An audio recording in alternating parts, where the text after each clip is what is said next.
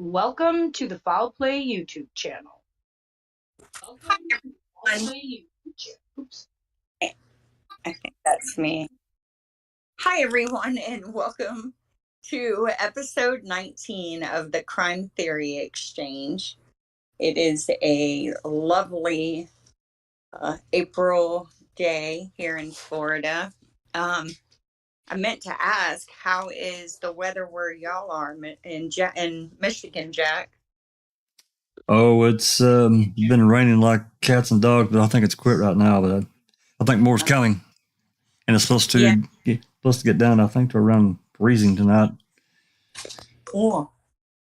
Yeah, I follow this weather guy on TikTok, and he was showing some massive storm up where most of y'all are in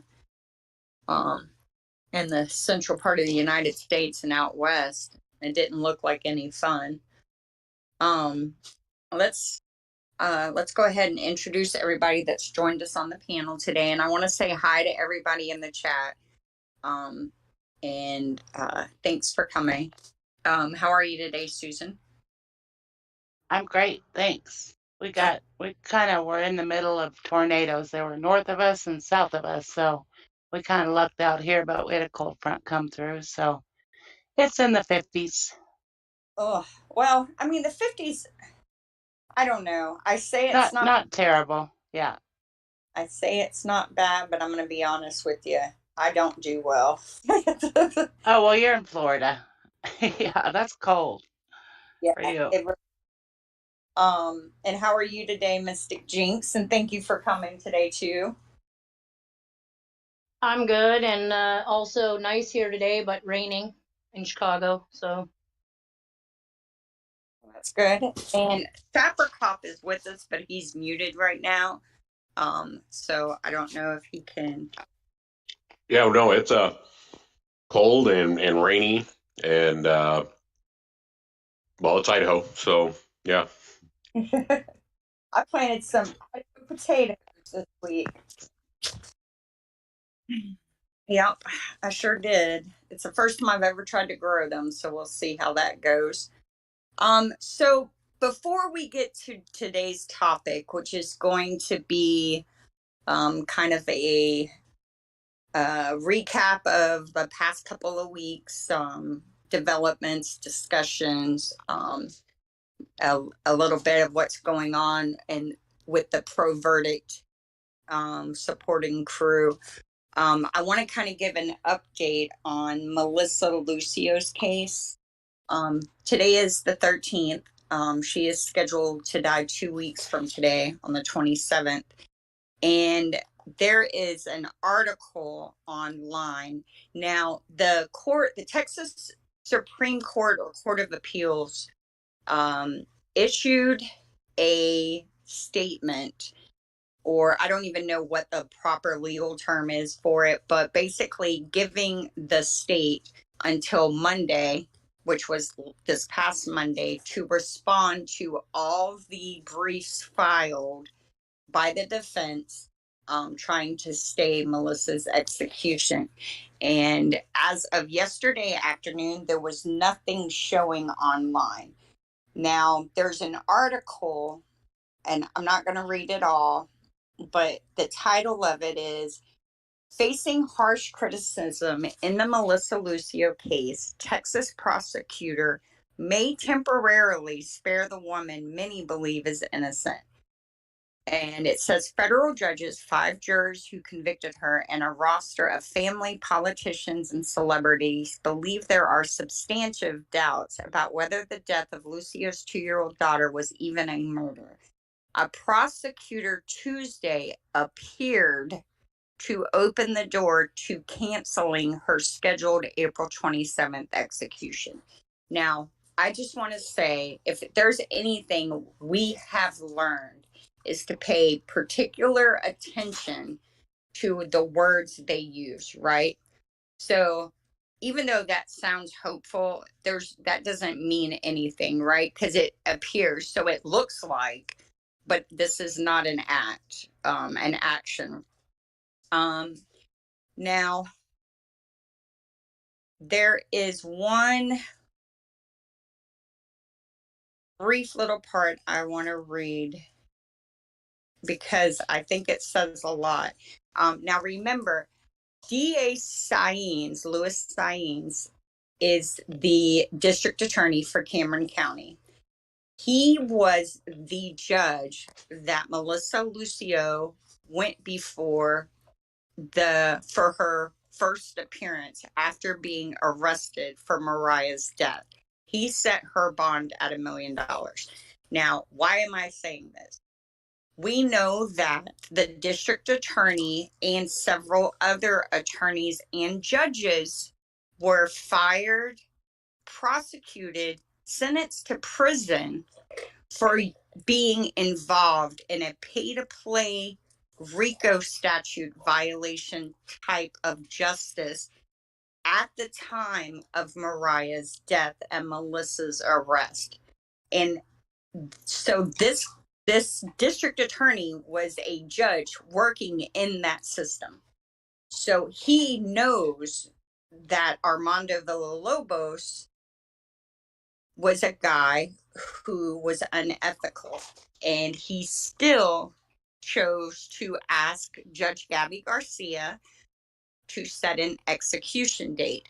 Judge Gabby Garcia is also well aware of what's gone on in Cameron County, and she set Melissa's execution date 24 hours after the paperwork was filed. DA Saenz asked for an April execution date, and she gave her the first day allowable by law. I think there has to be 61 days from the time the death warrant is submitted.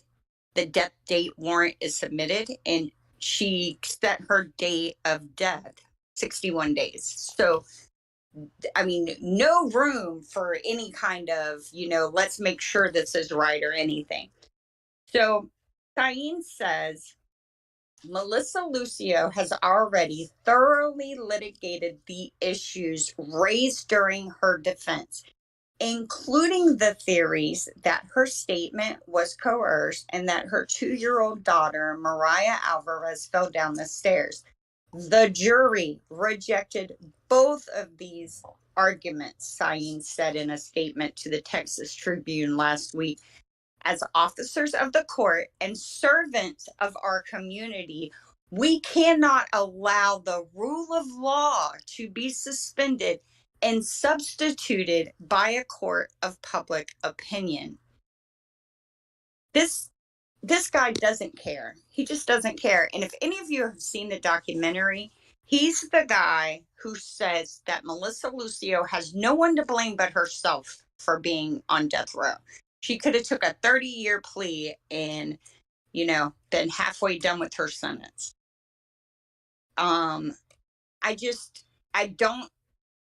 don't see him withdrawing the execution date.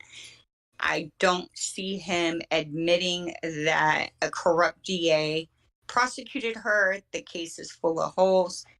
And I personally don't see Melissa's execution being stayed unless Governor Abbott personally stops it. They don't care. So that's the update. Anyone who's listening, if you haven't signed the petition, gone to the Innocence Project website and read about the case, I encourage you to do so. Are there any questions? No, I don't really have any questions. I just shake my head. Yeah. It's What just, was Christina, what was that other thing put out by Saenz? that I posted in the chat. Yeah. I thought this was the article. I'm actually looking for it right now. There was another article I posted in the CTE chat yesterday, day before, about there was an interview on, actually it was on like a news blurb that the CBS did about Melissa's case. And it had one of her children on camera talking about it. I don't know if you had a chance to watch that or not. No, I haven't, but I will. Yeah. I know that the pro-guilt supporters are now using TikTok videos in defense of the of Melissa's guilt. But yet and then they're trying to cherry pick I'm looking for that comment now. They're trying to cherry pick the Court of Appeals decision in order to try and justify her being executed. But I just want to say that I haven't read everything in this case. I haven't read any of the trial transcripts, but the trial was a joke. Okay, her public defender hindered his own investigator from doing any kind of investigative work. He forbid his investigator from mentioning the fact that Alex, which is Melissa's older daughter, confessed to her that she had caused Mariah's fall down the stairs. And another, I don't know if I've mentioned this publicly. I was like blown away when I found out. He hired a expert witness 10 days, I believe, before trial, and this was his medical examiner expert witness, who hadn't worked on a body in 30 years. Okay. He puts him on the stand, and in the motion I read regarding his testimony, the guy tripped up, stuttered, paused, and appeared to sleep through the prosecutor's questioning. He was like 80 years old. And I'm not saying if you're 80, you're not capable of testifying. What I'm saying is this is a man who hadn't worked in his field in 30 years.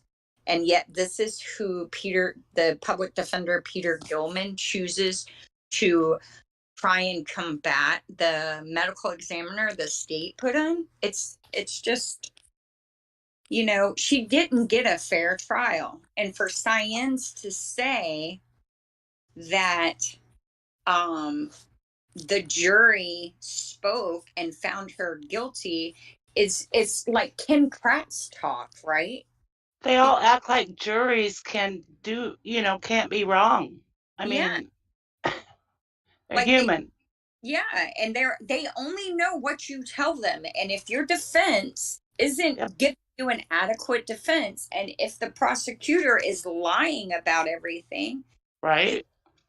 It's just, it's sad. It really, here it is. So this is here's the article I found yesterday, and it says, today, the Texas Committee for Criminal Justice Reform met at the state capitol to discuss the case of Melissa Lucio. On a virtual call with Cameron County District Attorney Louis Saenz, the district attorney shared his belief that Melissa's execution would be stopped due to the evidence supporting her innocence. Saenz went on to say that his office is reviewing the evidence, but ultimately believes the court system will stop the execution and reinvestigate the case due to the overwhelming doubt. Now, let's think about this. The court's hands are tied. Why are they tied? Because of EDPA and PLRA. All right. Her appeal, the one that was ruled on in 2021, was a split decision with 7 justices or judges. I'm not sure of the proper name for Texas, with 7 of them dissenting. Several of the ones who didn't dissent said that if it wasn't for EDPA, they would have. So they can't intervene because their hands are tied by the legislation enacted in 1996. The DA, the governor, the pardon and parole board, and the judge in her county are the ones ultimately holding Melissa's life in their hand. If I'm wrong, someone please correct me. But I believe that's the only way she can get relief. Yeah, I think in Texas that's it. And the governor, I think, can grant clemency. But how many of the legislatures signed that? It's either 83 or 87 There's a bunch. lawmakers, legislators, senators. Kim Kardashian has jumped on board. But I mean, let's be honest here. We all know that. I mean, so Governor Abbott is in an election year. So he's going to swing with public opinion and his people, like the policymaker people, the people he wants to keep happy. So hopefully that will help her. I'm not going to say I believe she's going to be set or she's going to get a stay or a new trial. I'm beginning to become pretty Jaded. not jaded, but aware of how difficult it is. And it is a confession case, and they like using your own words against you. But then when you try and use their words against them, they say, oh, you're cherry picking or taking it out of context. Yeah. Yeah. You're not saying it right. That's not, let me quantify what I said. Yeah, let me explain. Exactly. Yep. And that just, it frustrates me. It really does. So wait, to clarify, state actors were citing EDIPA as a reason why they weren't taking action? No, the Court of Appeals judges. So I'm not sure of the number because I don't live in Texas, but the Texas Court of Appeals is made up of like 15 judges or something. And right. Her 97406 was almost granted. It was a split decision. They did an en banc, like we see in the Brendan Dassey case. She won. The state appealed. They did the partial panel. She won again. The state appealed. So then they did an en banc. In the en banc, it was like a 9-7, a 9-6 split. And this is a highly Republican pro-death court. And so for her and all of this information came from the attorneys representing Melissa post-conviction, who were kind enough to get on the phone with me and talk to me about this case. So for her to almost win, and for EDPA, the reason some judges couldn't grant relief says a lot about the weight of the arguments being made, right? Well, here's the problem. EDIPA is federal. No state court should ever be quoting or using EDIPA as a reason to not make a decision or make a decision, because it has no application at the state level. But it does. It does. EDPA and PLRA are, the more that I learn about them, the more I am amazed at their intentional, it's evil, because basically everyone defer to the circuit court. The only way you can overturn the circuit court is by basically saying that judge is crazy, doesn't know what they're talking about, and shouldn't be on the bench, is not fit to. It's crazy. It is a very slippery, steep, difficult hill to climb. And PLRA, which isn't mentioned much, but if you look at Melissa's 97406, there's a name on there and it says Lumpkin. And I'm like, who is Lumpkin? She doesn't even, you have to file. You don't file against the court, did you? You have to file your motions against the warden first before you can even get back into court. And you only have a year from the time you are convicted to get a motion filed, or else you are, what word they love to say, procedurally barred. It's so slimy.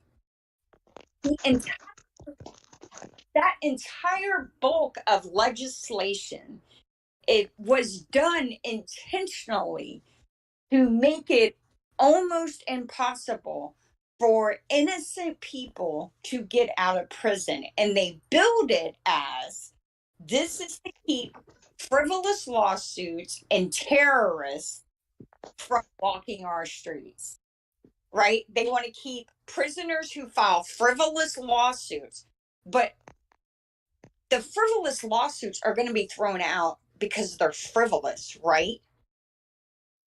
Well, they wanted to, cut down how many habeas filings a prisoner could file, which they could have done that without they went too far. Yes, they absolutely went too far. Because here's the thing, Jax, they haven't stopped the frivolous lawsuits from being filed. They still get filed. They still tie up the court system. The only people who suffer are the ones that shouldn't be in prison to begin with. And they knew that. These are the lawmakers. These are the people who went to school to prosecute and defend and write laws. They knew. This is why that guy's on Making a Murderer saying this shreds habeas corpus for everyone. Because it's wrong.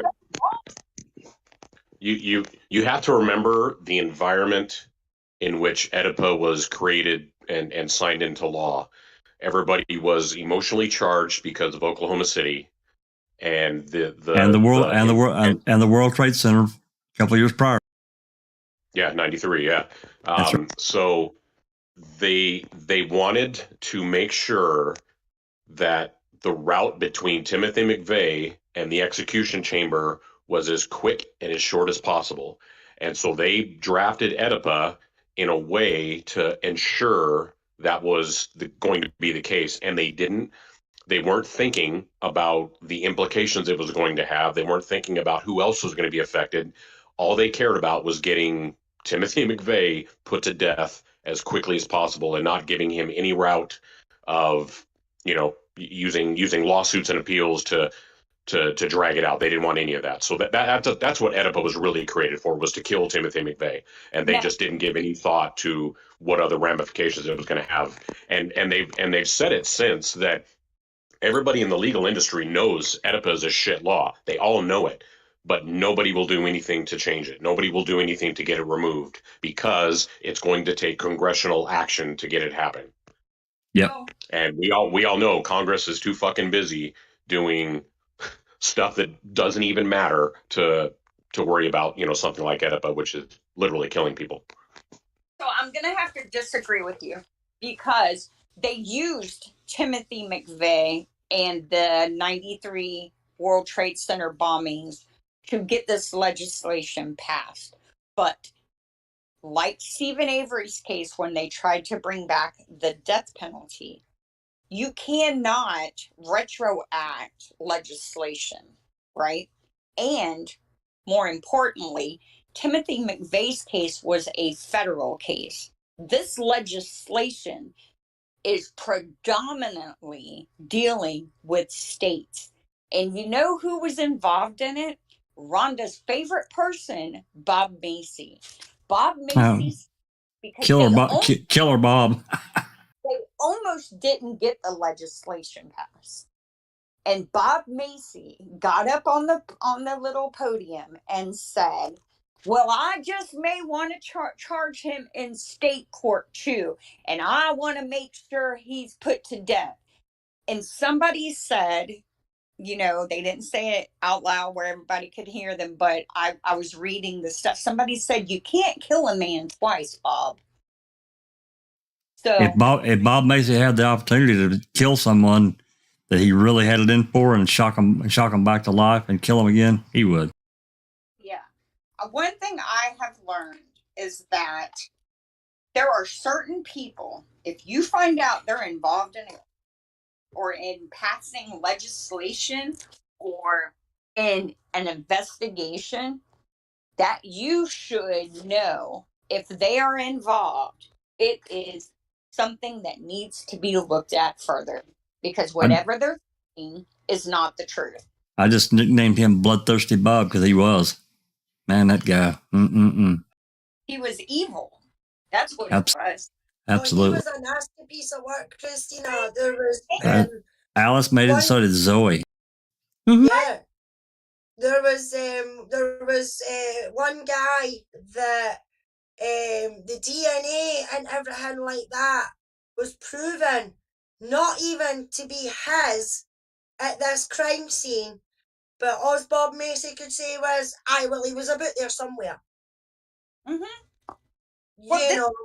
Yeah. So yeah, if Bob Macy could fry you in the chair or inject you with lethal injection, then pump your blood, get you a whole blood transplant, and then redate you again, he would jump at the chance. I guarantee you. Absolutely. Yeah, he was a nasty, nasty man. I believe he was a psychopath, personally. And was it no Clinton that passed the APTA law thing, and his lawyer came out and said that he wished he never done it? Mm-hmm.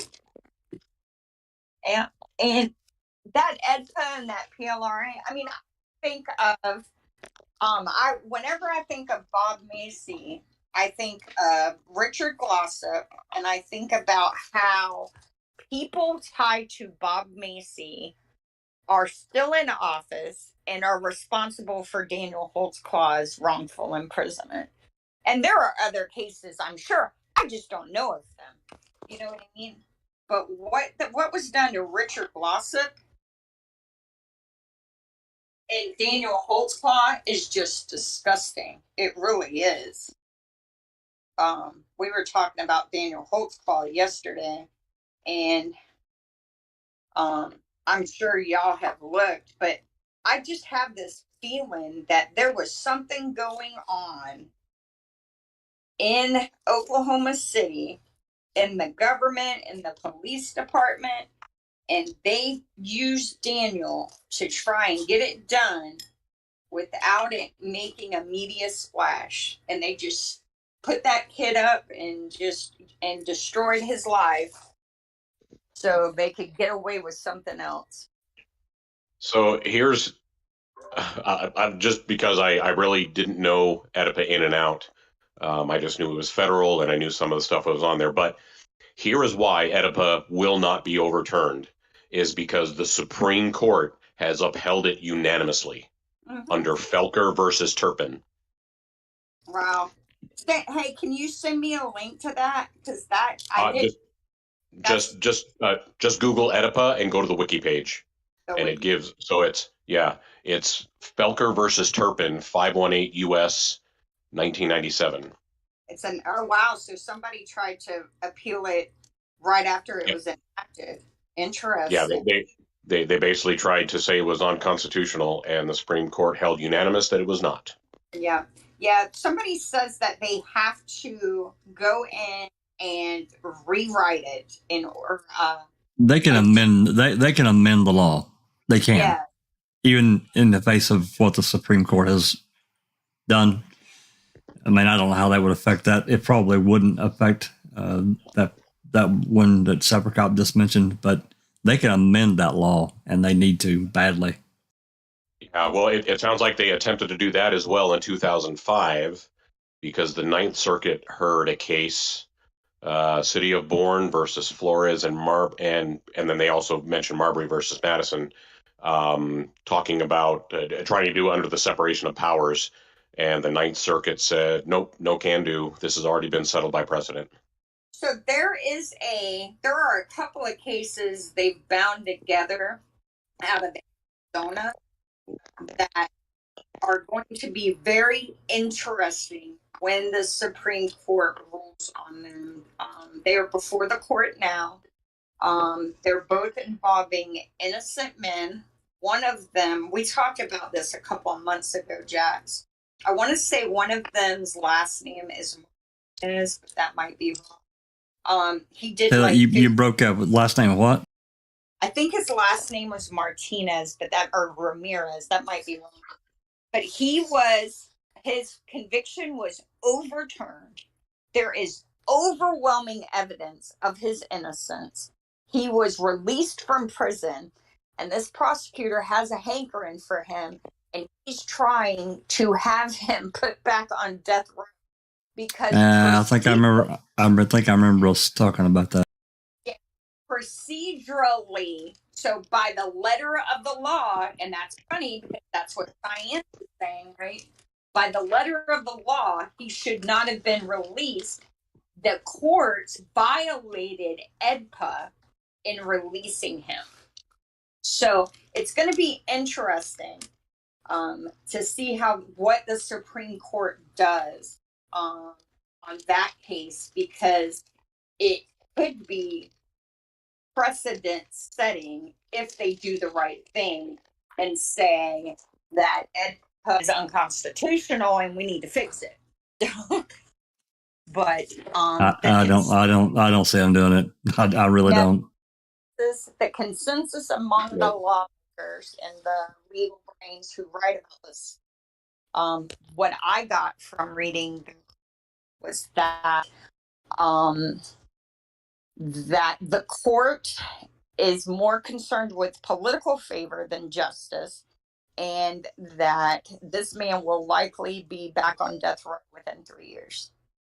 Wow. So, and he's innocent.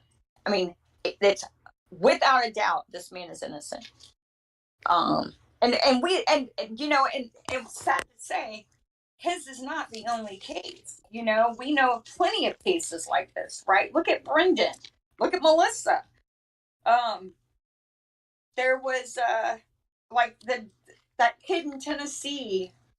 What's his last name? Adam Bresler. Yeah, Adam Bresler or whatever.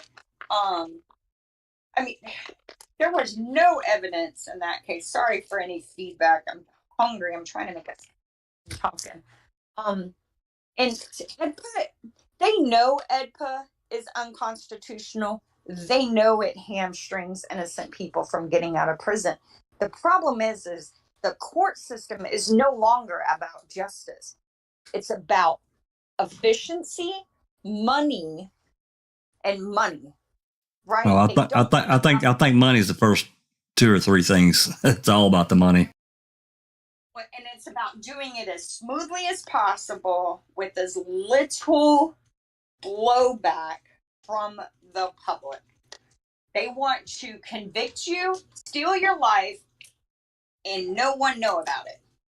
So, and plea deals is something else that needs to be completely redone. Completely. Don't get me started. Well, I every time anyone mentions plea deals, I think that stat Ripper said 97 out of 100 cases end in a plea deal. That's right. And I can tell you that I know for a fact that innocent people plead guilty all the time because they can't afford to fight it. They can't afford to miss work to keep going to court. They can't afford, they know that these people are lying, but they have no proof to prove what they're saying isn't true, even though it isn't true.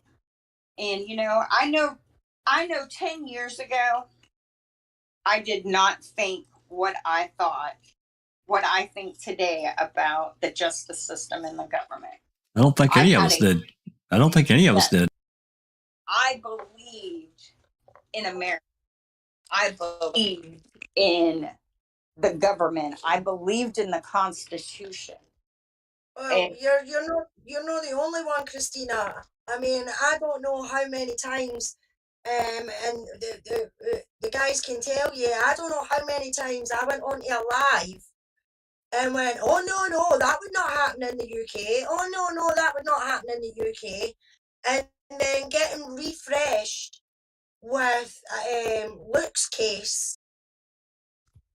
It's exactly the same. I mean, I thought we learned our lessons from the Guildford form,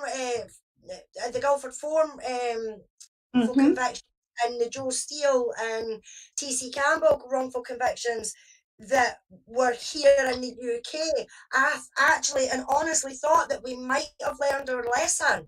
And then when the stuff came out about Luke, I was like, no way has that lad done that.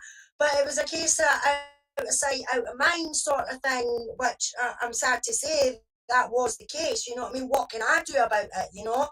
And then reading more and more into Luke's case and getting refreshed with the documentaries and everything like that, it's unbelievable at just what happened to Luke being a 14-year-old boy, and it kind of reminds me of what happened with Brendan and how Brendan was treated and everything like that, you know. So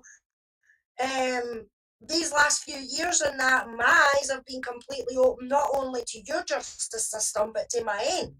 Mm-hmm. I hate to say it, but these issues are worldwide. All right. We can't say it isn't happening somewhere else, because the only reason we don't know if it's happening there is because we don't know, right?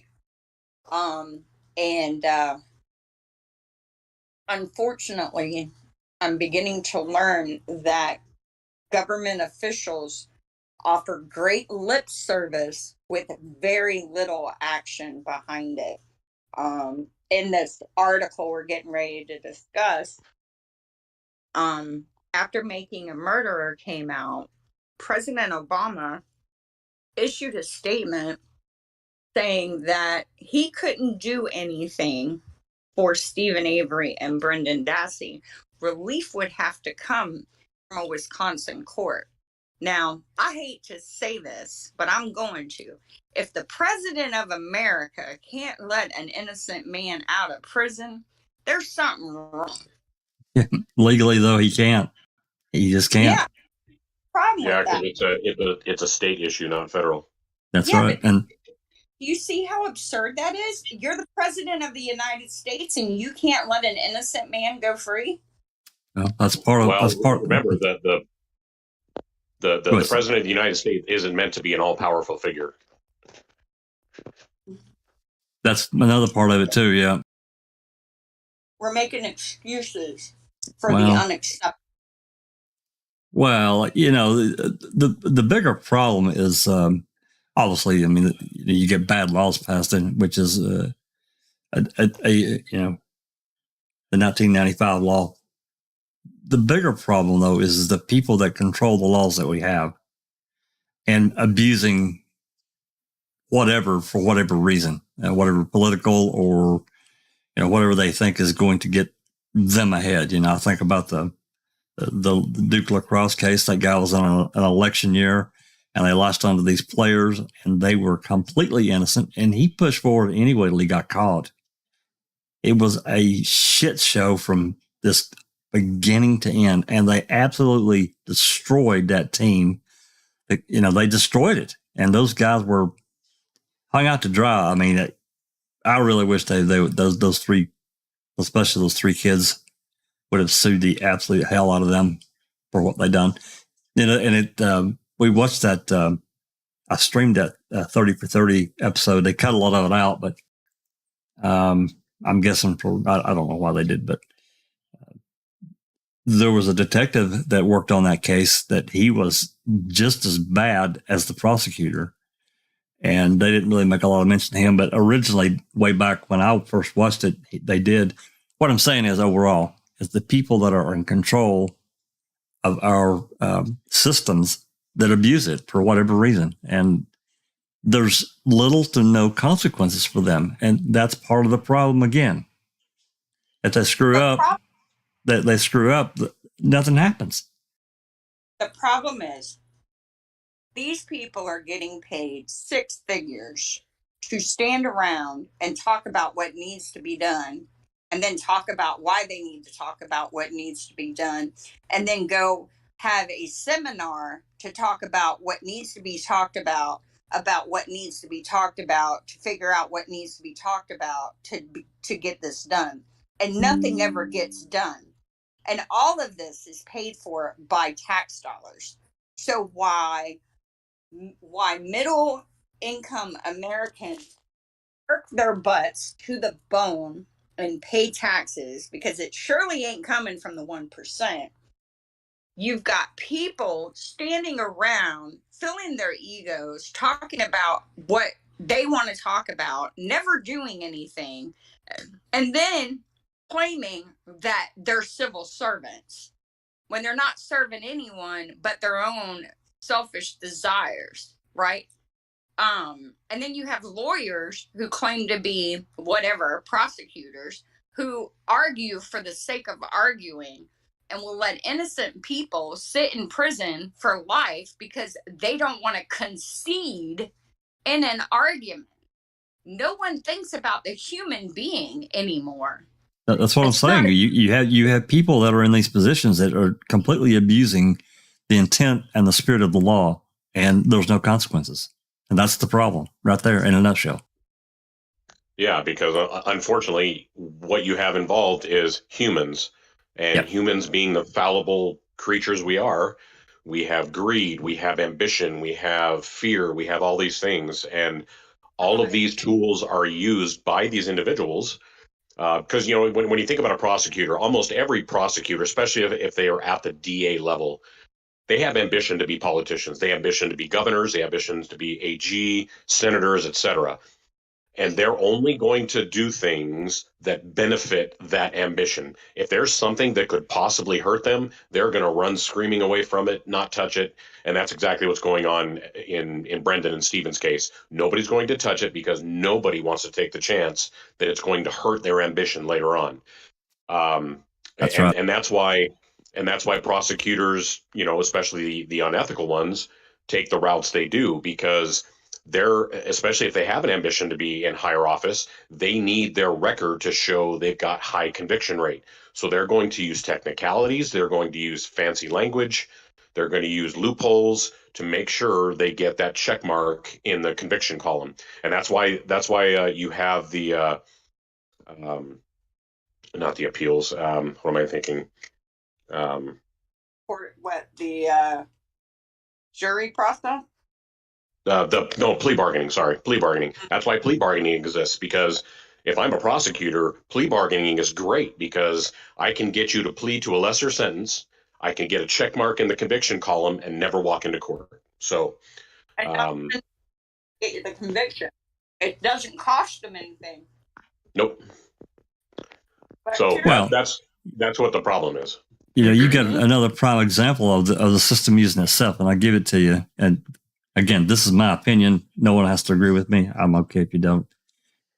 You take the Avery Dassey cases, and they bring in a guy like Ken Kratz, which they know was ambitious. He's got big mouth on him. Blah blah blah.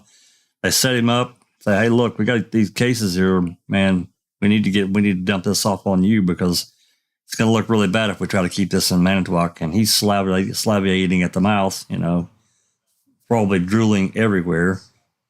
And of course, I'm sure promises were made, and look what this will do for your career, blah, blah, blah.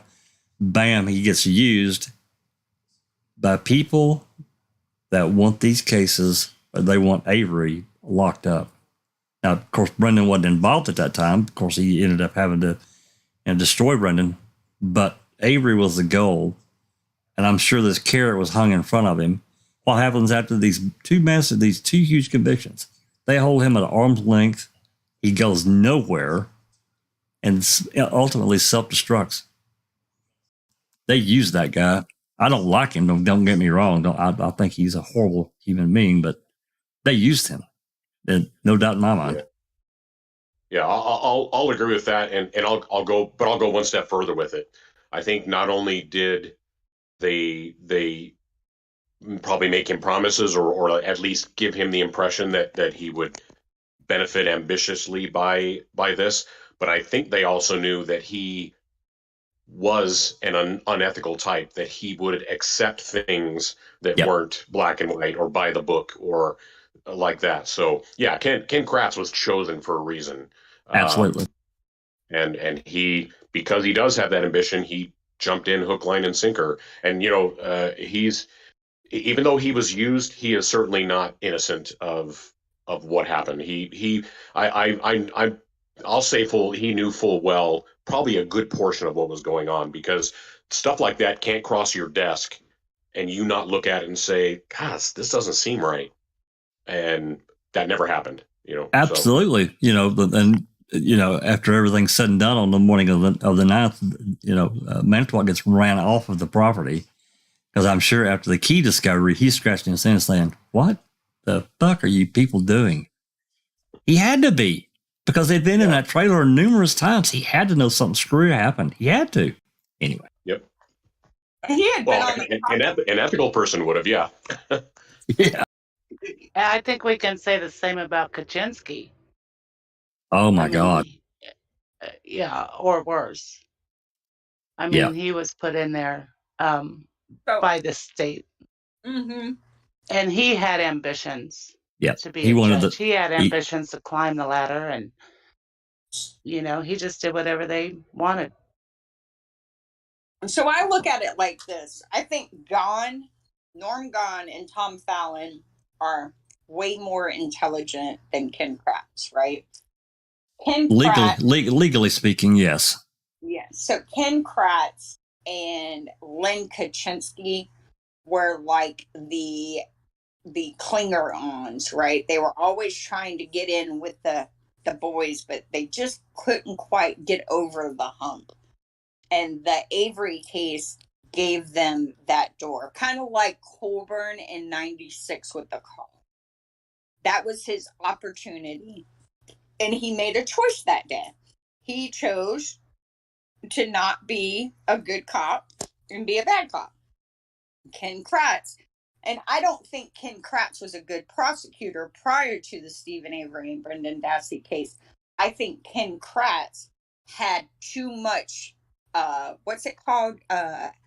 Outside extracurricular activities. Like, because, he had a problem keeping his thing in his pants, and he was sleeping with everybody and their mother and their sister, and he liked to pop the pills and party down at the coroner's office at the morgue.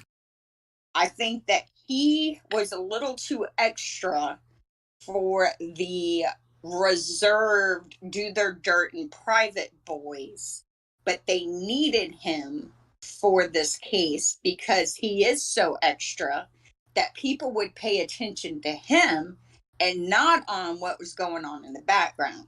Because I was looking at something the other day, and Ken Kratz, it's funny when you pay attention to who did the direct examination of what which witness. Absolutely. Yep. That's a very interesting thing to think about.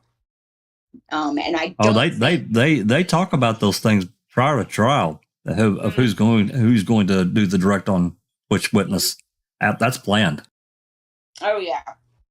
And so, but the problem is we have been billed and trained to believe that people go into government to make a difference, right? Some do. They're bright-eyed and idealists, and they want to do the right thing.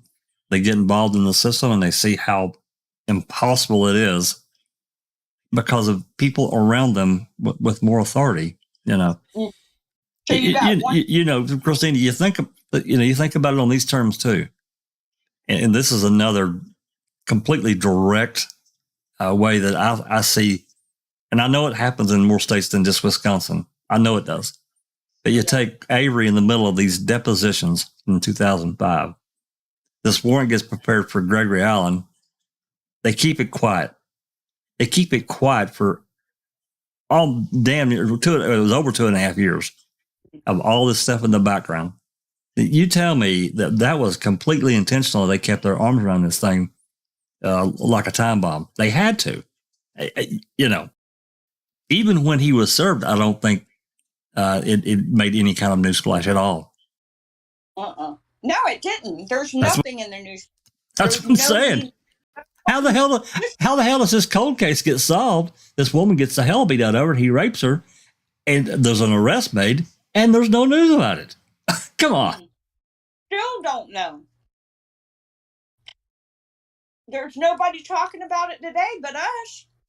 You're right, and boy, these people on Reddit, they run from it. You can't get a reply from these people. There's just like the suck zone, crickets. Yeah.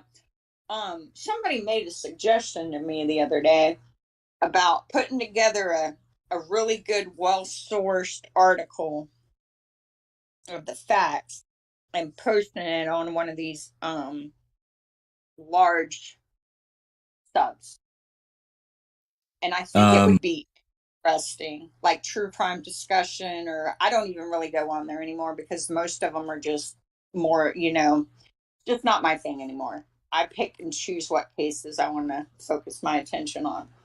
The Gregory Allen case in that, that case in Minnesota is it's really a case study in how the state can controls information. And I'm speaking of Wisconsin, Minnesota to some degree, but that was to me, that's a huge thing when a cold case like that gets solved. Mm-hmm. Somebody in the police department or somebody in the DA's office should have wanted that to be made public. So if it wasn't, why? And I'm going to tell you why. You know why it wasn't made public? Because they were all given a memo stating this is not to be discussed, if they even knew about it. Right? I would say it was a hush thing, and that's weird. It's just weird. And I just find it hard to believe that I am the only person that put it together. You're probably not. You're just probably the only one really talking about it publicly. Yeah, but why wouldn't a reporter with a large following and a great job not want to sniff out the story? Because that's a heck of a story. It is. I agree. And if it had broke in 2005, it would have made a huge splash. Absolutely. It would have destroyed the depositions for the state. It would have destroyed them. Because every bit of that they would have driven that train right back to Vogel and Kasork's door. Oh, no. What about in the middle of Teresa Halbach's missing person investigation? Exactly. Tim and Jerry Poggle are on the media saying Manitowoc County was kept at arm's length, but yet in the background, Manitowoc County's carrying evidence out of Stephen's house. And here you are showing another arrest, a DNA match, and another victim because of Manitowoc County. Nobody would have died. Stephen killed Teresa. Nobody. That's right. It would have blown the case completely up. And I just can't believe that no one was able to track that down.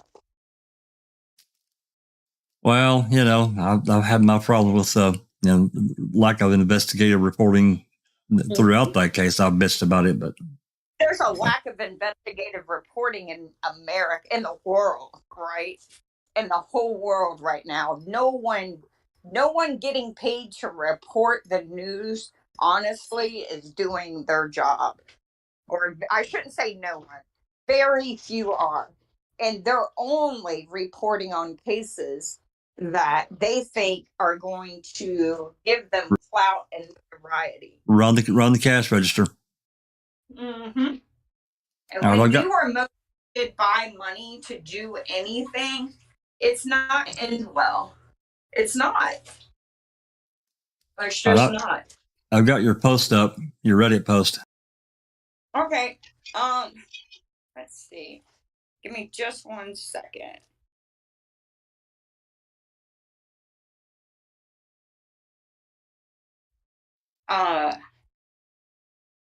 So this was, let me preface this first by saying a lot of this post comes from a post made by a Reddit user named Minced Tomato, who did a detailed, sourced outline of Stephen Avery's day, also including a lot of what Brendan was up to on 10/31. Okay. And I had made a post a couple of weeks ago. I forget who I was talking to. And for some reason I was looking at Stephen's phone records. And I had never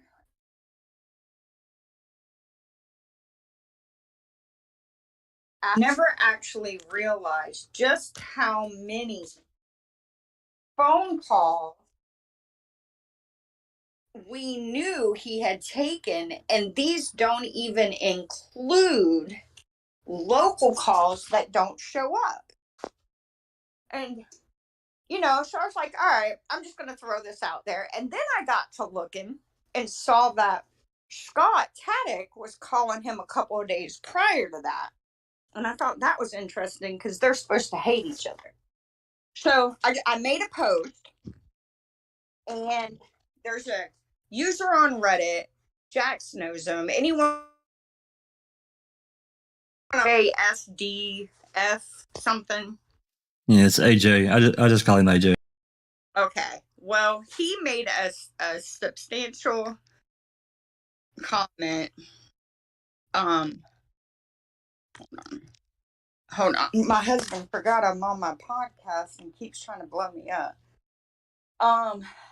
So he made a comment basically trying to make me look dumb, saying that Stephen Avery could still get it all done. Brendan could have helped him. They planned this beforehand. And so I was using Mint's post and writing some things. And I made a comment back to him, and it exceeded the 10,000 character limit. I didn't even know there was a limit on comments until then. Oh, absolutely. Mm-hmm. So I was like, you know what? This is too good not to post. So I posted it on Making a Murderer. So here we are. This is the post. But I was going to show you I was going to read what he was saying. And even the comments on this post, did you see what BF's uncle is saying? I didn't. Yeah, he's just, it's just ridiculous. Let me find this comment. All right, so this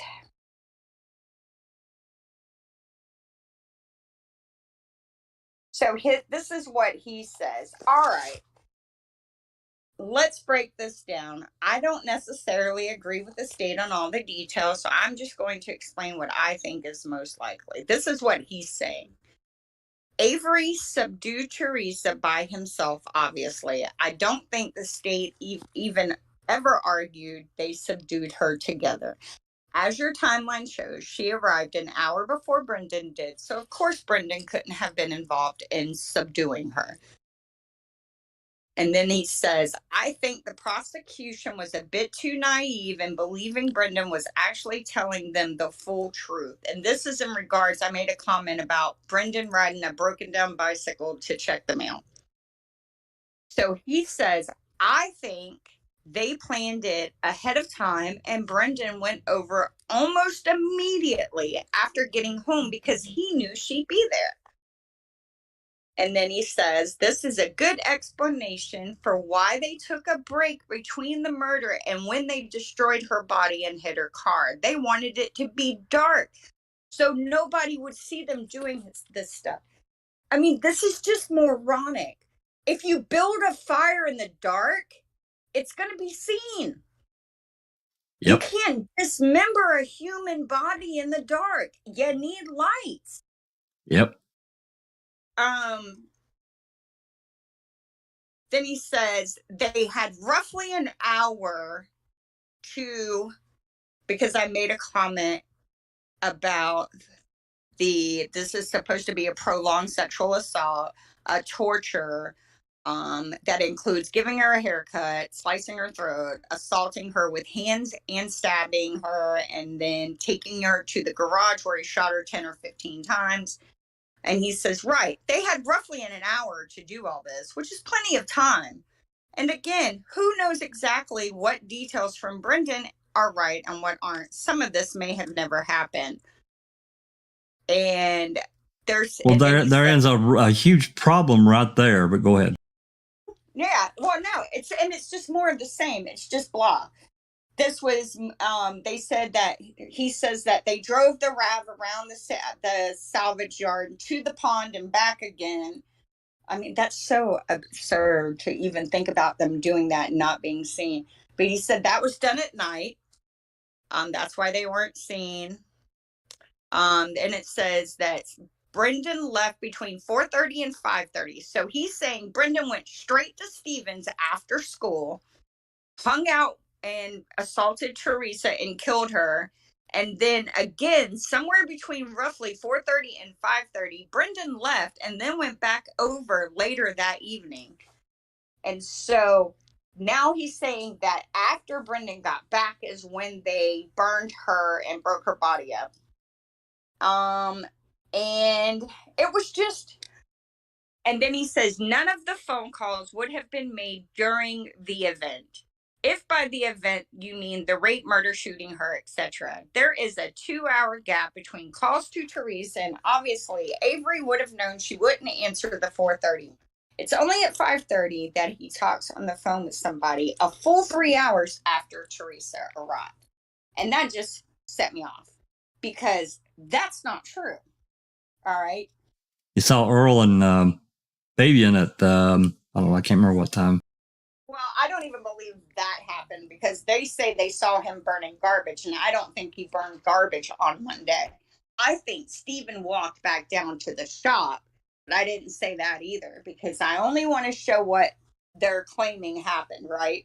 And right. Mint Tomatoes also says what you said about Earl and Fabian and the burn barrel. And what's funny is BF is your uncle says, oh, now we believe Earl and Fabian. You can't win with them. That's interesting. Yeah, exactly. So they want to believe them when it helps them, but they don't want to believe them when it doesn't. I only believe what the evidence supports, and evidence I know that hasn't been manipulated, which isn't much. But and that's anyway, I was going to say that's not a lot. No, it's not. And so, what about Dolores coming with the mail? Yeah, that was around 4:30, wasn't it? Isn't that? Am I remembering correct? We don't have proof of that because we don't have her interview. We don't have her audio. I believe that his mama brought the mail like she always does. I also believe it's very likely that he went to his mama's. Even if he didn't eat dinner there, he still went over by her to see her because that was his mama. Well, let me ask you a question. Is there 2 interviews of Dolores?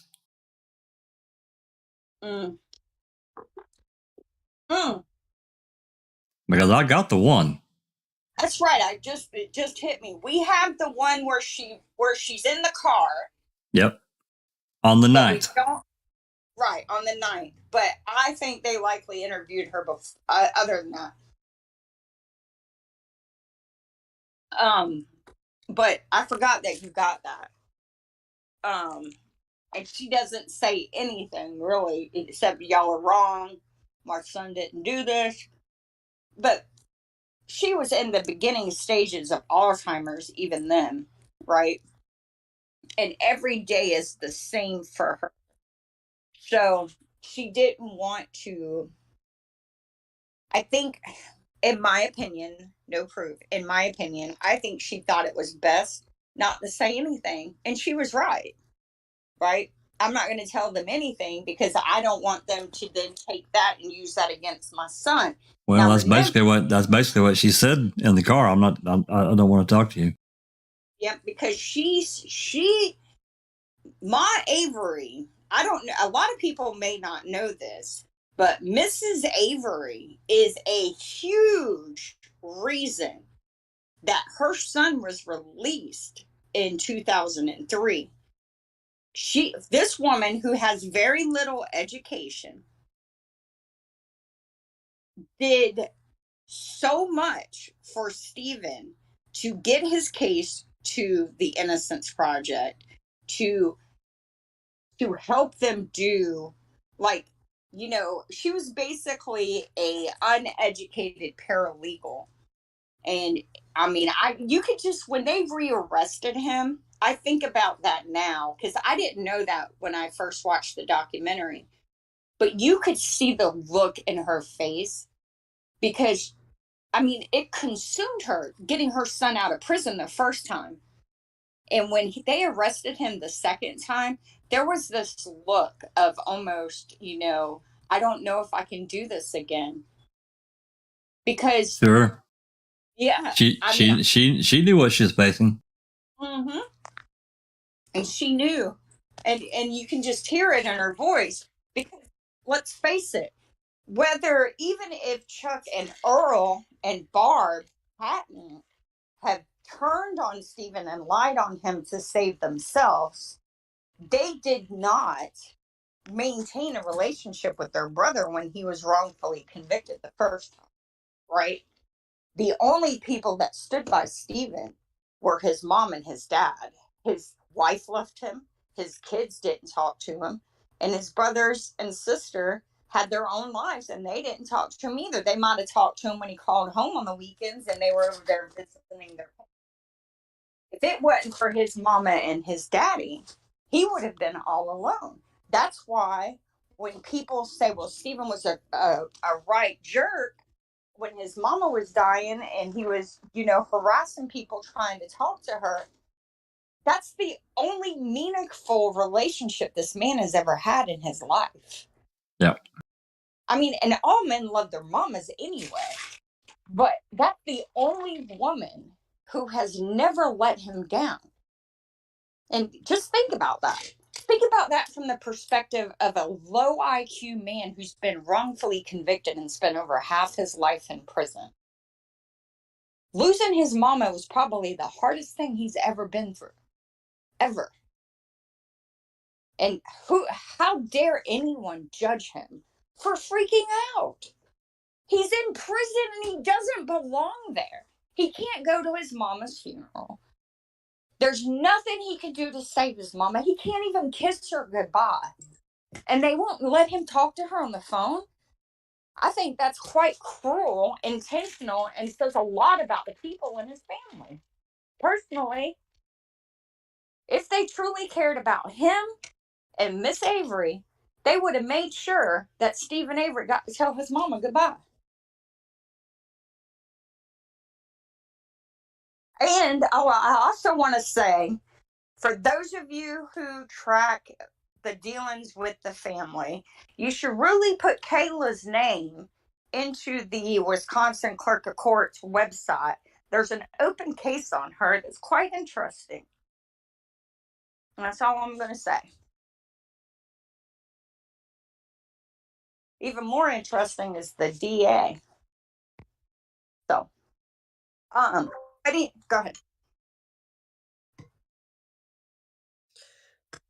Yeah, I was just going to say, I mean, when it comes to the situation with Ma was his number one supporter, you know what I mean? And you're right, Christina. I think Ma had a lot to do with Stephen getting exonerated in 2003. With everything that she put into it and everything like that, you know. And we don't know what's happening with the family. We don't know if anybody's been to visit them or anything like that, you know what I mean? But that's families, you know, they're up, they're doing, they fall out, they make up, stuff like that. So, I mean, I don't think we can put a lot on what's happening now. Yeah, it doesn't look like there's a lot of support for Stephen, or it looks like the people in his ear aren't they doing the right things or saying the right things to him. I think they're just winding him up, and he's getting frustrated because there's nothing that he can do about it, you know what I mean? So he's writing things down, and it's getting posted left, right and centre, and you know, it's just more ammunition for the guilters and everything like that, and the state will be loving what's happening, because for the very beginning this is what they've wanted the family to be at war with each other and everything like that. And I think, in my opinion, they should rise above it and stop giving the state what they want and start concentrating on fighting the actual state for what's happening, you know what I mean? Yeah. Yeah, because that destroys his number one support mechanism, his family. Exactly. Yeah, exactly, Jack. But that's what the state wants. They want them all to be at loggerheads and bickering with each other and everything like that, because if they're bickering with each other and back and forth with each other, then they're not concentrating on the case or trying to dig up more evidence or proof or whatever, you know what I mean? Because they're too enthralled in their own wee bubble. So they'll be laughing at this. So I'm hoping with that tweet that Kathleen put out the other day there, that she's got to be filing a petition, not a motion, but a petition soon. So I'm just hoping that in a way this is going to stop all this fucking rubbish that's going on with the family and everything like that, and maybe stop Stephen writing silly things that he shouldn't be writing, you know what I mean? But I understand why he's doing it, in a sense. But hopefully this filing for Kathleen will start changing things in a different direction. But we're not really going to know until something is actually said. So if we can just keep doing what we're doing and putting out the information that we get through FOIAs and everything like that, then it's all good, and it's still showing Stephen that, look, you've still got a lot of support out there, you know what I mean? That's all we can do. We can keep fighting for them by fighting the state, by finding all these wee nitbits that we've came across lately. And I mean, some of the emails and that Jack's done and everything like that, you know what I mean? All these wee things count, because it shows just how much and how bad the state wanted Stephen Avery, at no matter what cost. You know what I mean? And with us picking up these wee bits, maybe Kathleen knows about it all, maybe she doesn't. And that's why if we find something like that, it gets sent on to her, and if she can use it, fantastic. If she doesn't, if she can't, then at least she's aware about it, you know what I mean? So we just need to concentrate on what we're doing and keep the fight going for them and keep the truth going out there. If they want to fight between themselves and other supporters fight with other supporters, then let them go on with that. But we'll keep doing what we're doing and fighting on the right side and on the right way, and fighting the fucking state and bringing their lies to the forefront. And they've told a whole pile of them. Oh my gosh. They certainly have, Jack. So the government used this fear, they use threat of isolation, and they use money to control people, right? They threaten to take you, put you in prison. They threaten to tie you up in legal costs and court costs and fees. And then they threaten to, expose the things you've done in your past. Okay. And no one is perfect. All right. And like everyone else here, we now know that there are criminals on both sides, right? Everyone has committed a crime, according to the government law, right? No one, it's just whether you get, quote, caught or not. Did you see that post on Reddit where somebody is saying there's a really good podcast saying that Jerry Sandusky may be innocent? Yeah, that got removed. It got removed. Did anyone take the time to go listen to see what the argument was?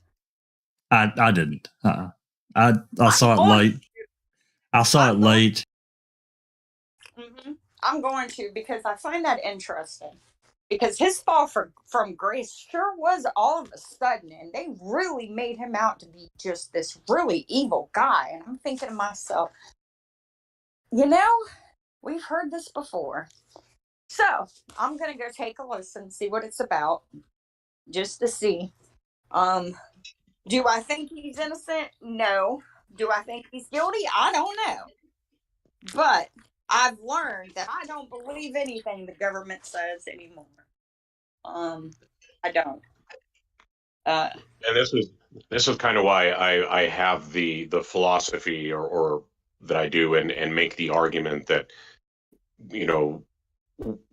people that are really good at the research in this case and people that are good at finding the truth should stay away from anything that involves the families, whether it's Facebook groups or anything. Stay away from them, because this is my personal opinion. I don't trust anybody in the family, none of them, except for Alan and Dolores were the only two that I would have any trust in when it came to either Brendan or Stephen. The rest of them, I can do without them. I don't trust them. I don't trust that they're not compromised. And the same thing with a lot of these quote unquote truthers or supporters that have their bug in Stephen's ear. I think they're compromised too. I don't know who got to them. I don't know who's promising them what, but they are going to extreme lengths to try to sabotage this case in somehow. Whether it's going to work or not is irrelevant, but somebody is steering them towards that goal. That seems to be the goal. So that's why what Alice is saying makes perfect sense. Extract yourself from all of that other crap that has no bearing on the case, has no bearing on getting Brendan or Stephen out. I don't think anybody in the family has either of their best interests at heart. No. And unfortunately, I have to say that includes Barb. But again, that's my personal opinion. Nobody has to agree with that. But I think all of that extracurricular stuff detracts from the strides that people have made in this case. People absolutely does. That's the argument. Yeah, that's the argument I made to Seeking Truth on Twitter was, stop, dude, you're wasting your time. You could be using that time to do what you're good at, and that's finding those holes, finding that stuff that people have missed. Don't waste your time with all that other stuff out there, because it's not going to help. And matter of fact, from my point of view, it's designed specifically to detract from the case. Yeah. It's hard not to get drawn into the drama, though. When they're spewing false facts and shit, and then they're attacking you as people, and then it's like, it really does become draining. And I understand what you're saying. Like, I could be doing something else right now, but right now I'm busy making videos that are like rebuttals to other people that are just there to cause drama. And guess where those people come from? The family. Stephen Avery's family's official group. The girls that are causing the drama now in another group was once, one of them is an ex-admin over there, and the other one is a moderator right now. And all she does is want to investigate all of these people that have turned their backs on her instead of investigating the case, and then you're off defending yourself from these people about your pasts and other things because they're jealous twats. Or maybe they're designed to be that way. Maybe they're paid by the other side to act like this. Like even the one girl, Brittany, she was supposed to put on the rally for the family last year, right? She told everybody in the rally group that there was this after event at this place, and she had scheduled to have this room at this hotel for an after event, after rally. And then she came into town and didn't bother to tell anybody until the day she came into town. And then the family, so I don't even know if the family is aware of some of these trolls that they gain trust to them, because it's like they basically put the family in this position last year where they had to run around and find a place for this after event while they're trying to plan a funeral for their matriarch. I mean, who does that? Someone does I get it. And that's why, that's why I have that personal philosophy, is just stay away from all of it.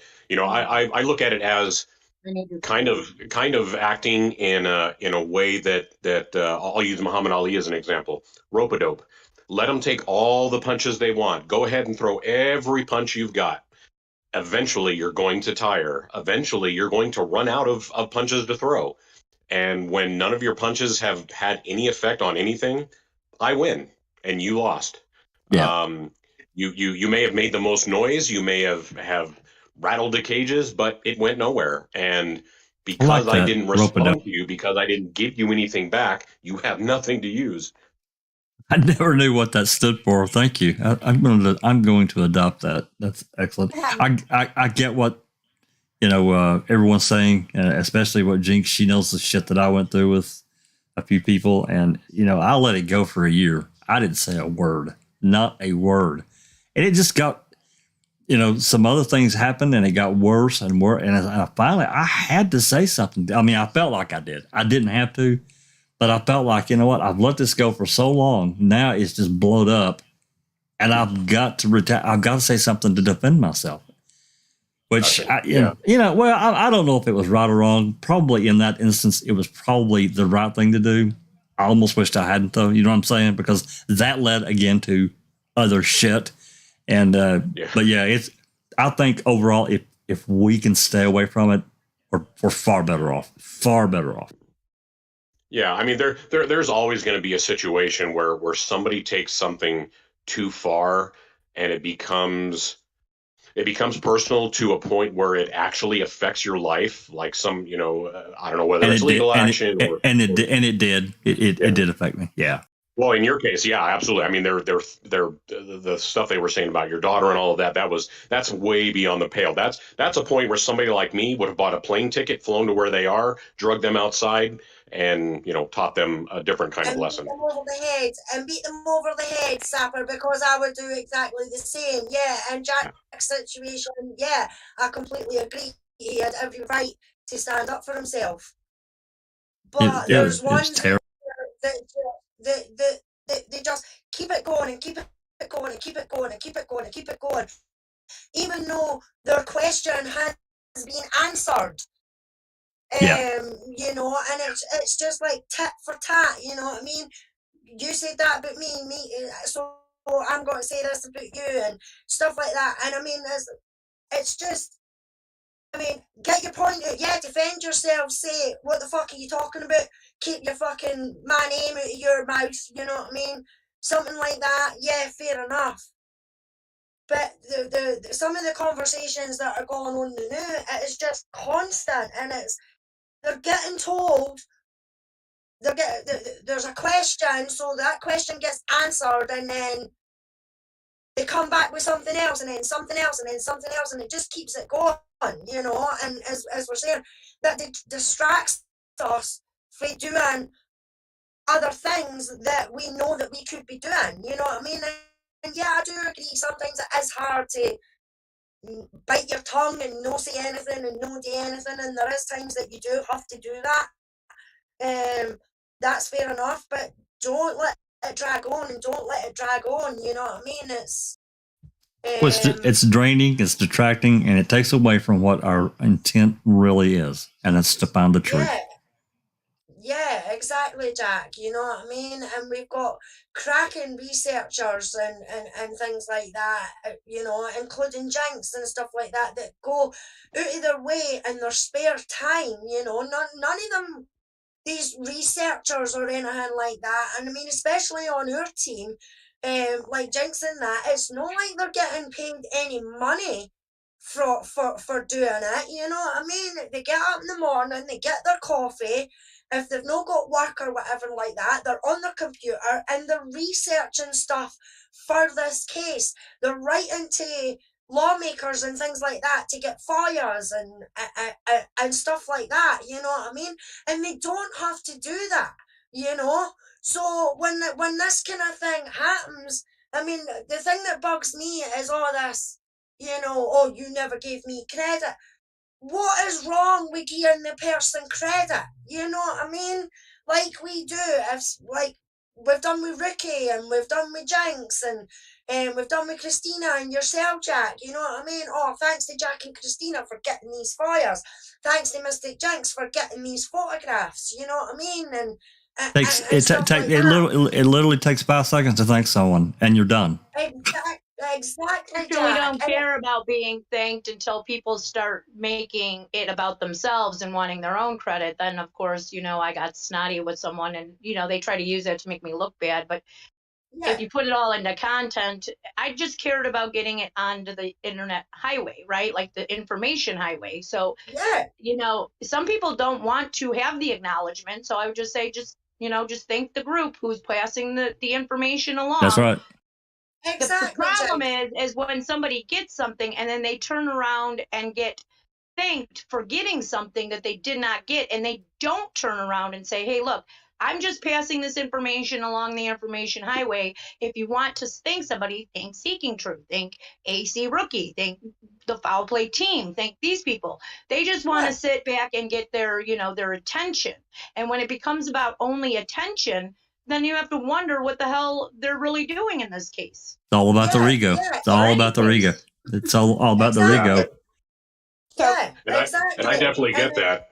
Mm-hmm. But you know, if you look at the Twitter war right now going on with you know, Obi-Wan, for instance, or even Corey Zipper for that matter, that stuff's been going on for how many months now, and it hasn't. Nothing has changed. Nobody has changed their stance, their beliefs, or their attitudes, and that's why I say it's a useless war to fight, because same thing's happening still in the Diaries group. It's been 2 years almost since these girls were booted out, and yet they are still trying to ruin the reputation of another YouTuber who's never claimed to be anything other than a YouTuber. We're not investigators. They're like, why haven't you arrested Carol yet? What am I supposed to go up to Carol and be like, hi, Carol, my name is Carrie. I am a citizen of the United States, and I am making a citizen's arrest on murder for you. I mean, what do they expect me to do? Or Ripper, we can only collect information, give the information along the information highway to the sheriff's departments and whoever else is looking, and they have to go from there. But for some reason, they think that we should be the ones to, like, walk over to Carol with the handcuffs and slap some cuffs on her. The whole time they've been on these cases, even the animal world, they've been looking into Carol, yet they haven't slapped any cuffs on her yet either. And it's been, 15, 20 years for them. It's been literally 2 years for us. But yeah, let's keep bringing that up. Sorry. I'm sorry. No. I mean, sometimes it just goes on and on and on. And some of the stuff that they come out with, like you say, well, why have you not arrested us? And, you know, why has no one's KZ done this and everything like that? Like you say, Jax, what is she meant to do? She's a fucking liar, you know what I mean? Is she meant to get a pair of handcuffs and just go up and say, right, I'm arresting you? You know what I mean? It's stupid. It's got to go through the process. And I'm afraid the fucking process takes a very, very, very fucking long time to get anything through. You know what I mean? Basically, that comment is simply another version of, is Steve and Avery still in prison, right? I mean, that's all it this is just a way to devalue and minimize the information you found. And someone who claims to be after truth and justice, who states things like that, clearly shows they're not after truth and justice. And well, not only that, but you have to look at who are these people's actual audience. Like who's Obi-Wan's audience? Who is actually going to believe and listen to what Obi-Wan is saying? I think his audience is what, like 3? they don't have one. There isn't anybody of any relevance or credibility that's actually listening to Obi-Wan and saying, you know what, you're right. So and again, that's why I say it's really kind of a mindless war, because like I said, it's been going on for several months now. Obi-Wan hasn't changed their position, and they're never going to, because it's only about the attention. It's not about what the end result or the goal actually is. The goal That's is right. the attention. So I muted that. I had to mute that. I had to mute that conversation entirely. I had to. so, Jinxie, your biggest weapon is your research, your ability to find connections where nobody else has. And that's the weapon you should be using. And because the biggest slap in the face you can give those people is either the boys walking out of prison, and I don't know if anything we're doing right now is ever going to get there, but it's an attempt. We're doing more than these other idiots are, but that's your weapon. Your weapon is your research. Your weapon is that computer, that laptop, whatever it is, where you're finding those connections. Yep. Use that. Well, I feel like I'm doing that now, but with giving justice to Ripper and Nosy in the meantime. Well, that too. I mean, they can come along with it. Absolutely. Anyway, back to your post. We got way off the track there. well, because I think that all of that needed to be said. I just want to say 2 things. Can I read one last thing from Boston Brett that I saw recently, or is that not okay to read on here, about, since we're talking about all these guilters and bullshitters and bullies and stuff? Okay with me. You can read from Boston Brett, because I think he's the biggest fraud out there. All right. Well, I have recently received a message. He is hanging out in he hangs out in the innocent guilty groups, whether it be Carol Baskin's innocent guilty group or Stephen Avery's. And lately he's been in Carol Baskin's guilty group, renamed the Diary Group. He says, Boston Brett puts, here's a little nugget. I am currently working as a consultant on a potential documentary that will cover how some people use true crime docs to con, harass, bully, threaten, dock, and scam people on social media. I'd be careful if I were Carrie, which is me, Ripper, and Ren. Just saying. So he's making a docuseries about bullies without including that he's been one of the biggest bullies. Oh, from the beginning. Not only in this case, but other cases as well. So I don't. Yeah, and Chad Keller either. What, is he his best buddy or something like that? So he's not going to throw him under the bus. They don't care about the truth, guys. So no. There's 2 things I want to add to this conversation. 1, hurt people hurt people. 2, many people will do anything for money. And most of these people are in a position where $10,000 is like $1 million. Okay. They are people who have addictions, whether it be to drugs, alcohol, Gucci purses, lottery tickets. Just because it's legal doesn't mean it's under control. They're overextended in their homeowners or their mortgages. They got double and triple mortgages. They're maxed out on their credit cards, and they like being popular, right? A lot of people still live for high school days. They want that, 17-year-old cliquish group mentality. That's what a lot of this is, if you really think about it. It's like one cool person and everybody that caters to them. And I couldn't stand that in high school, and I surely am not going to stand for it being almost 50 years old. And that's what a lot of these guilters and pretend truthers who are really guilters are. They're the kids in high school that there was those certain people that really wanted to be friends with them and dress like them and act like them. And they were all the kind of kids that, you know, would slash your tires if their boyfriend looked at you because, you know, you had a nice smile. They're the kind of people that will never do anything for the right reasons because they don't believe in right and wrong. They only believe in getting over on you. So, all my opinion, but I'm just saying they're small-minded people who don't care about the truth. They don't care about what's right and wrong. They don't care about, you know, being better today than you were yesterday. They only care about doing bad things to others to feel better about themselves.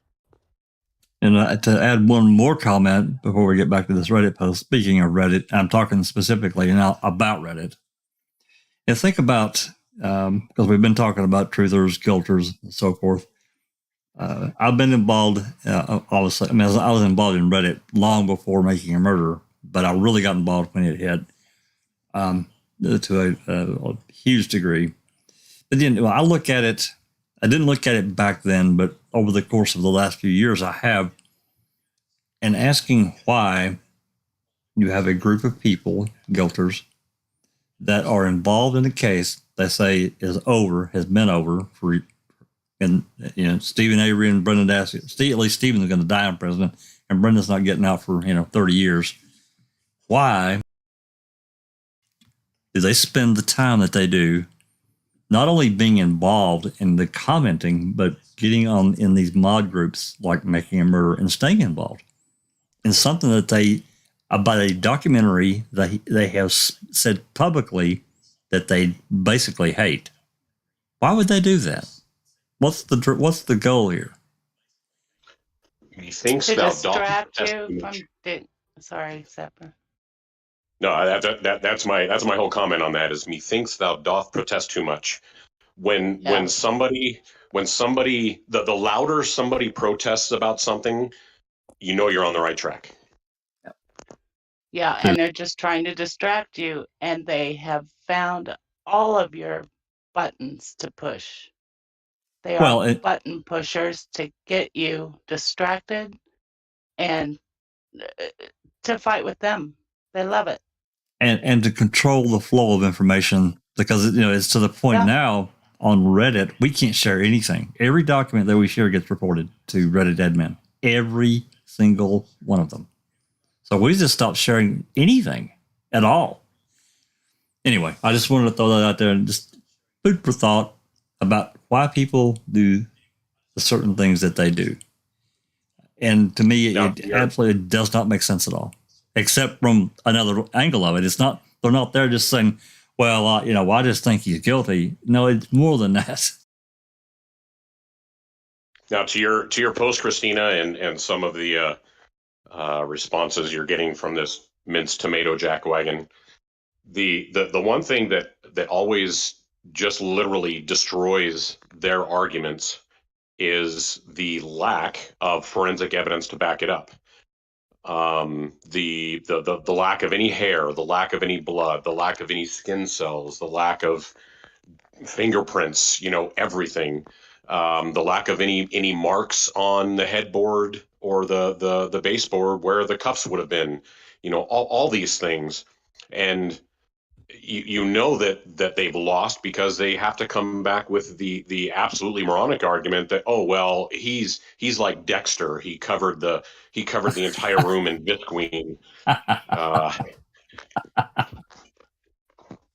No, Miss Tomato is a good one. It's AJ she was replying to. That's the guilter. Oh, is it? Oh, okay. Miss Tomatoes is whose post that I used a lot of the information from, because like I said, it was originally a comment that got turned into a post. So. Okay, my apologies to Minced Tomatoes in case they're in the chat.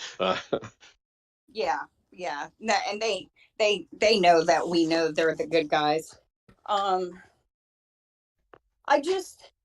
find it interesting to watch how they will, and Heel Spider is the person that pointed this out to me. I noticed it probably about a year and a half ago. If you keep track of their arguments, they will literally argue one thing today to combat what you're saying, and then turn around 2 months from now and argue the opposite to then combat what you're showing happened. And you're using truth and facts, and they're claiming, and they're really they're well spoken. They're able to write, articulate in an engaging manner. But if you pay attention to what they're saying, they're literally using, they don't care. They don't have a theory. They simply read what you write and write the opposite and say it's reactionary. Yeah. Yeah, it could have been. And I'm fixing to make a comment because BF is your uncle says he could have. And anytime someone is trying to combat facts with he could have or should have or would have, that they don't have the facts to dispute what you're saying. So they're hypothesizing. He could have what? Yeah. He could have covered the room in Visqueen. Can you point me to the document or anything in the files that shows the receipts that law enforcement would have obtained from the hardware store that Stephen Avery would have bought all of this Visqueen to cover? Because he must have covered the garage too, right? Because there was no forensic evidence found in the garage either, right, other than the bullet they planted. So feel free. Yeah, and actually, we can argue that there wasn't Visqueen used because there were stains, blood, and other biological evidence of people other than Teresa Halbach. So correct, that shows there was no deep cleaning. So the absurd narrative that they deep cleaned or used Visqueen falls flat when you present it with the evidence. They took something like 300 swabs between the house, the garage, and the vehicles. Yeah. And Teresa's blood is only in her vehicle. Stephen's blood, besides the planted blood that we know about in the RAV, Stephen's blood is not mixed with her DNA anywhere. Stephen's blood is only in his vehicle, his house, and his garage, which, by the way, corroborates his statement that he busted his hand back open on the 3rd, I think, or the 4th on the trailer. 3rd. Yeah. So, but here, let me pull up. I don't even have to go beyond just the bedroom. I can stop with the bedroom and destroy their entire case. Yeah. Because not only the lack of forensic evidence as far as blood, hair, any of that, but there are no marks on the headboard or the baseboard from these cuffs, unless you're going to convince me that Teresa laid there absolutely perfectly still and didn't put up any kind of fight. Didn't happen because her DNA was not on any of the restraining devices that they presented in court. Not a single bit of her. And other people's DNA was on those. Correct. Yep, yeah. That's right. So unless he covered the headboard and baseboard in some material that was resistant to marking, good luck with that. That goes back to that video that Yoris did. It's hilarious. Have you seen it yet? Yeah. Yep, I did. Where Fassbender says he scoured that trailer. He put it all together. It was perfect. Yeah, it just and then the the whole concept of how they want us to believe he used the RAV4. He put her in the back of the RAV to drive her, what, 10 feet to the burn pit, you know? Yeah, no. Sorry, They didn't drive her. They decided to take her out and roll her on the. I thought it was roll her on the little roller thingy for underneath the car that they ended up using. I thought that was a change in the story. Yeah, the creeper.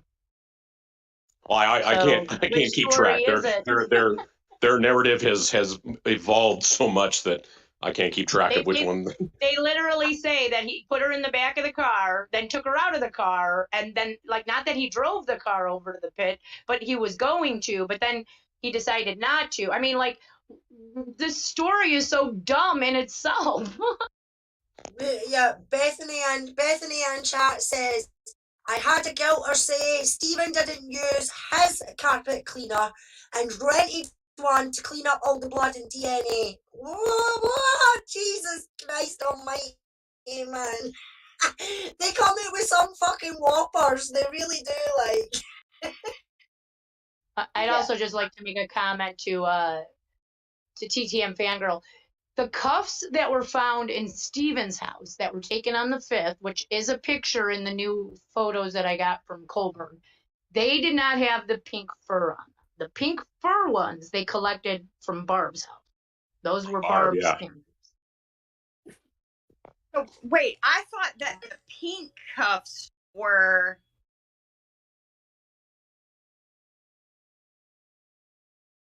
faded out. I thought the pink cuffs were like finger cuffs, but so the pink ones were Barb's, and the the pink ones were Barb's, and the regular handcuffs were Stephen's. But both of them were novelty, correct? They were novelty ones from the store that you can get. You can even see the little clip where you can push the you know, to open it. You can just push that little piece on the side that opens it. It's not like really locked. Mm-hmm.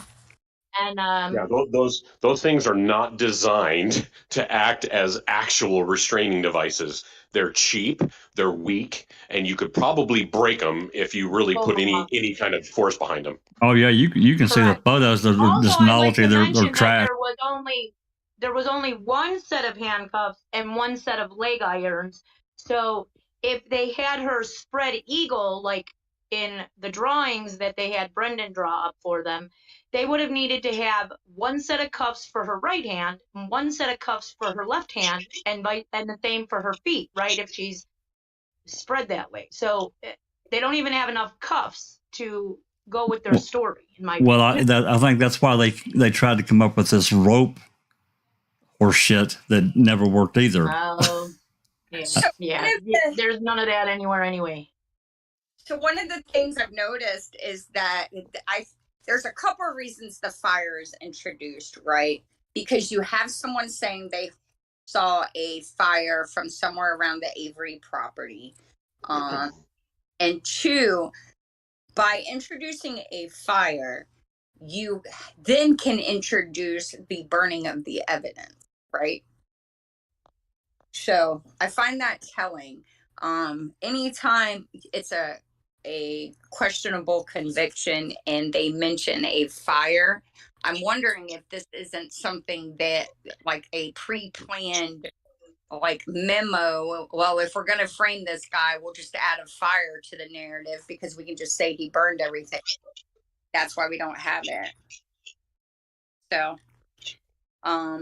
but that's interesting about the handcuffs. Someone has gotten them switched up because for years on Reddit, the pink cuffs were Stevens, but it's actually the other way around, huh? I think if you watch the walkthrough video on the 6th, you will see the pink handcuffs hanging on an armoire or whatever, and they might be even leg cuffs or whatever because they had a really long chain. I just put a picture in the CT text. I think they were hanging on Barb's little armoire in her bedroom. If you can watch the walkthrough video, and you'll see them. it's all irrelevant anyway, because there is no evidence to suggest that anything was ever on the headboard or the baseboard, because there are zero markings that would suggest cuffs were attached to them. Remember that one guy who came out and was trying to put all of this stuff on the bed and saying that it showed it? And what was his name? Dionysus Group or something like that. Oh my God! The vortex dust and the handcuffs and all the weird stuff he was putting out.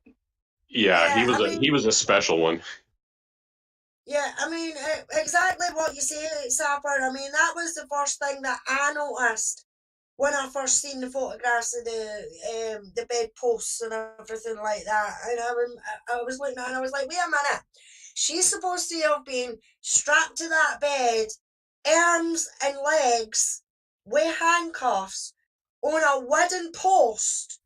And she was struggling, and there is no scratch marks, no curve marks, no dug-in marks like would happen if somebody was struggling like that on wood. You know what I mean? And I was like, no way was she strapped to that bed, because they posts would have had marks on it. Yeah, that headboard would have been the pillars on it where you would actually attach something would have been torn to shit. Yeah, there was nothing attached to that bed. No, was there? Hell, there was nothing attached to that bed at all. Not at all. And what was the argument? The other argument somebody tried to make before is that if you stab somebody in the stomach, you don't really bleed that badly, or if you cut somebody's throat, you don't really bleed that badly. That's what Uyghur testified in Brendan's trial, that all the blood goes inside the body cavity, and I'm like, what the hell? Fassbender. I thought that was Fassbender that said that. Sorry. It was just a tiny little cut on her throat. They said a little scratch. Yeah, Fassbender said that on Dr. Phil. Yeah. But I mean, I get the same here, Sapper, with the case, the Luke Mitchell case that I do. No DNA evidence whatsoever of Luke, who's doing life for it. She lost 5 litres of blood. And her throat was slit and everything like that. So I've heard that, just because her throat was slit doesn't mean to say it'll be covered in blood.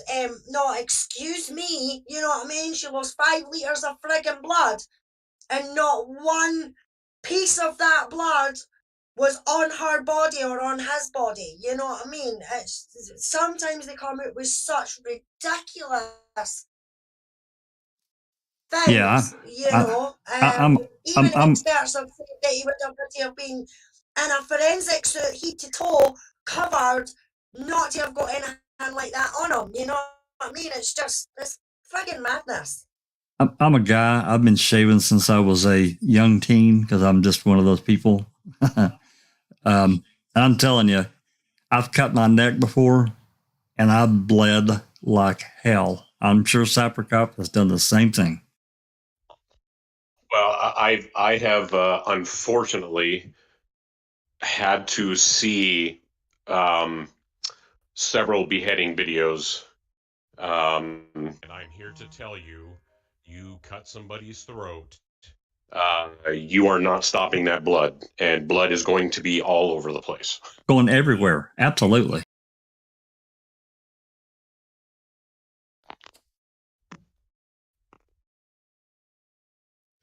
Actually, any other crazy stuff in the comments? Let's see. I'm just looking. I did want to say hello to a lot of people that have joined us since we started. Oh yeah. Disco said if she had struggled in those handcuffs, because they would have broken immediately. Oh, those novelty cuffs, yeah. I mean, they're flimsy. They're not really designed to hold anyone. They're for play. they're for playing dress up, you know what I mean? People buy them for Halloween, people buy them for in the bedroom to kink up their sex life a wee bit, you know what I mean? They'll go and buy a wee cheap pair of handcuffs or whatever, you know? That's all they were used for. And I mean, but you know what they say, well, Stephen spent time in handcuffs, why would he want to be in handcuffs? You know, because being in handcuffs in a prison and being in handcuffs is something to do in the bedroom is completely freaking different. And if you don't know that, then you're fucking stupid.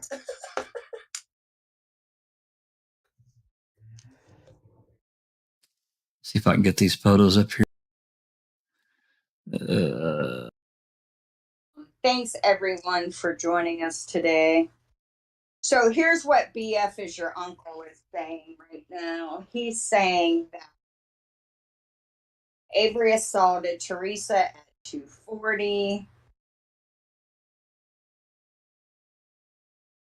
And what was Avery doing between 2:40 and 4 to 4:30?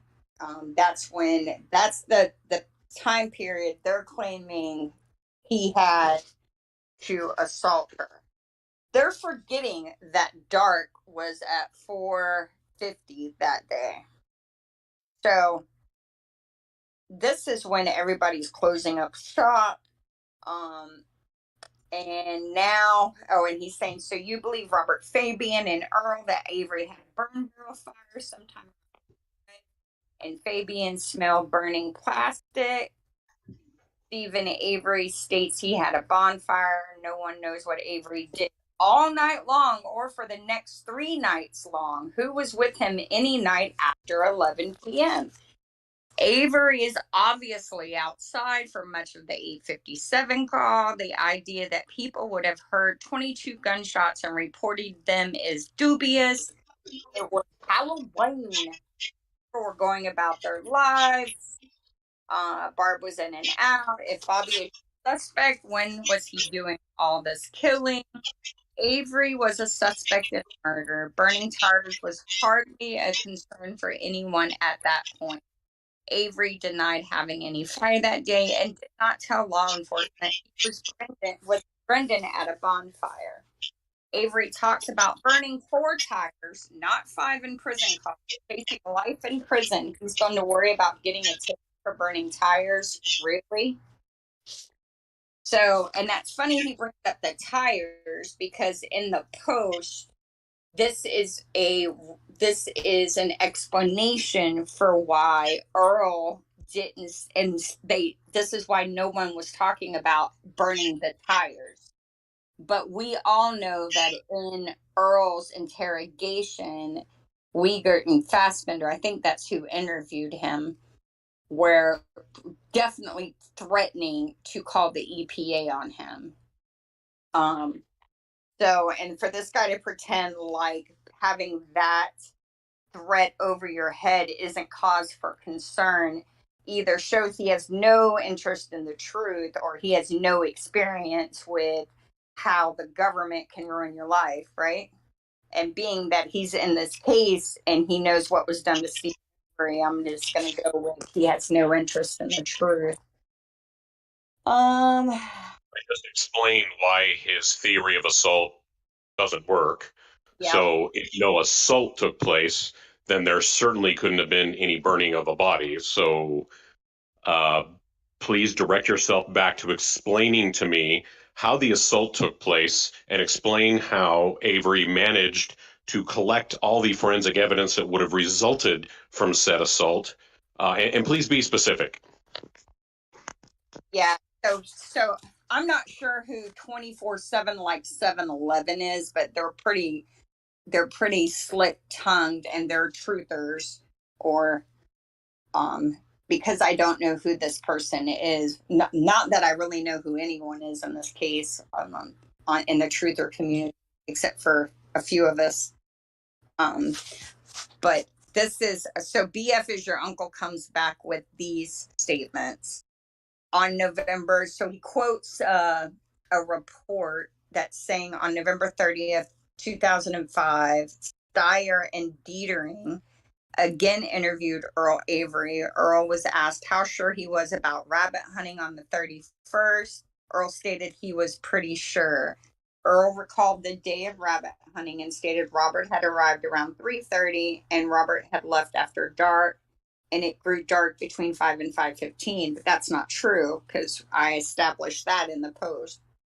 So number one, why do I even care about what Earl's telling anybody? I don't care about any of that. Please explain to me in detail how the assault took place. Earl did not assault anybody, as far as we know. So please explain how the assault took place. All of this stuff he's bringing up about Earl is deflection. Yep. Every bit of it. So, just for you, Sapper, in my comment to BF is your uncle, I'm going to put a fellow researcher in the community has asked me to ask you to explain how you believe the assault occurred in detail, including where, when, and how. And yeah, right, where, when, and how. Because no, go ahead, Jax. I got a picture zoomed in on part of the bed frame. Let me get it. Oh, yes. And just to Sapper's point, there's no scarring on there. Look at it. So, yeah. So here's what's interesting. Those little glasses in that machine on the, if you're looking at the screen on the right, Sapper can verify that's, those are like ultraviolet glasses, right? They will show up biological evidence, blood, semen, saliva, things like that. Correct? Also bleach. So that's what it looks like, yeah. So if they have those glasses, that means that they also sprayed this. Either this is staged, which it wouldn't surprise me if they didn't just make it look like they did that and they actually didn't do it, to tell you the truth. Because if you look at the paper, there's no mark. Look at the flashlight. That's funny. They even got it turned on. Yeah. Yeah, this is staged. They know Teresa wasn't killed in that trailer by this point. Okay. So this is all for the show. I also want to point out not only that, but we know that the state themselves used a different narrative for the Avery case and then for the Dassey case. In other words, according to the state, Teresa Halbach died twice. She died once in the trailer and then she died later in the garage. So that's a miracle in itself. Yeah. And then also, I just want to, and look at how they use that little spot. I also want to mention again, because this really bothers me, all of these charts that you will see in this case are blue, except for one, and that is chart 7923. They claim contains debris from Stephen Avery's burn pit. Why is that the only brown chart? I'm beginning to think that was to make sure that they knew where the evidence was and where the evidence wasn't. Disco Pervert in chat says, Pagel said it's the worst crime scene he witnessed in his career. Well, where is it, Pagel? Because you never hear any officers on those dispatch being overwhelmed or tearful. Lying shit. No, and she's exactly right. And also, was Pagel at Cuss Road? I think I don't remember seeing any reports directly saying he was there, but I think he was. Just an opinion, though. Yeah, and Nosy says women shed hair like crazy. Could be Jodie's hair or any female that took a shower there. Yeah, exactly, Nosy. Yeah. It doesn't matter, especially if your hair is long. You know what I mean? All you need to do is run your fingers through your hair and that's it. There's bits of hair on your lap, or you've got it entangled under your nail or something like that. You know what I mean? Just because it's hair there doesn't mean they necessarily say that it's Teresa's. Well, if they thought it was Teresa's, they'd have tested it. If you notice, as I went through here, I don't know if you guys have been kind of paying attention, haven't said anything, but they're photographing all these stains, like I'm on the one I'm on right now. But as far as I know, they've recovered nothing of any kind of value from this bed frame. Nothing.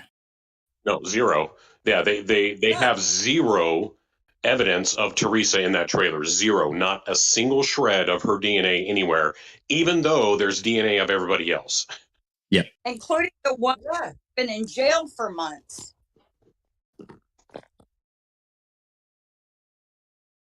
Yeah, absolutely nothing happened in that friggin' bedroom.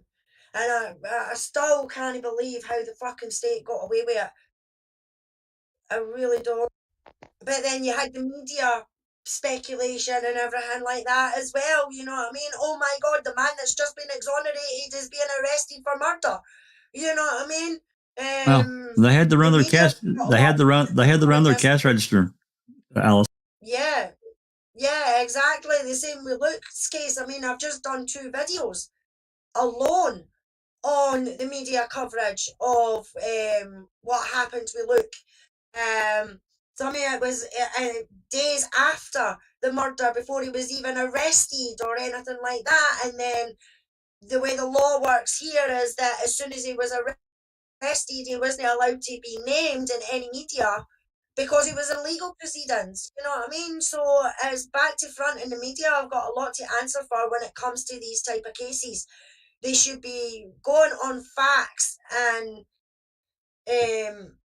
evidence, and if they feel that what they're being told, like the yarns that Kratz done, I'm surprised that none of the reporters were actually thinking, are you fucking kidding me, and actually researched into it more.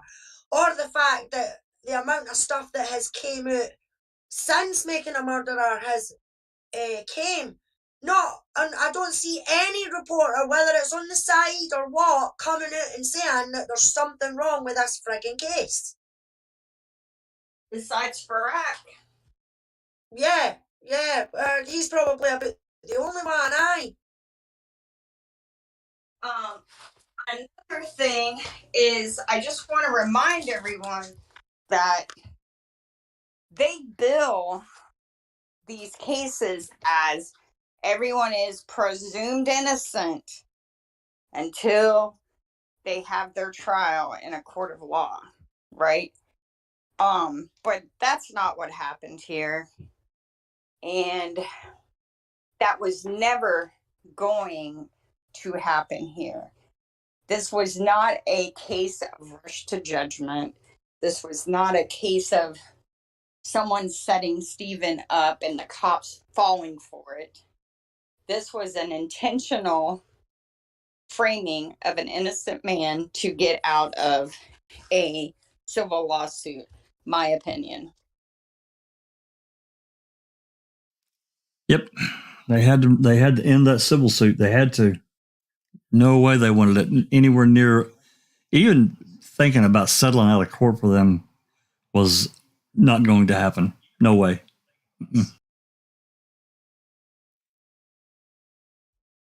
I agree. Well, if everybody's done, I guess we can wrap it up for today. I enjoyed the conversation, unless anybody's got something else to say. My husband just got home from school. I think we've talked it through pretty good. I did want to mention, you mentioned Spider a minute ago. Did you see that post he made talking about Calumet County and the evidence collection and all that? It was hilarious. Oh my God, it was so funny. Post. It was so funny. It was. Really was. It was perfect.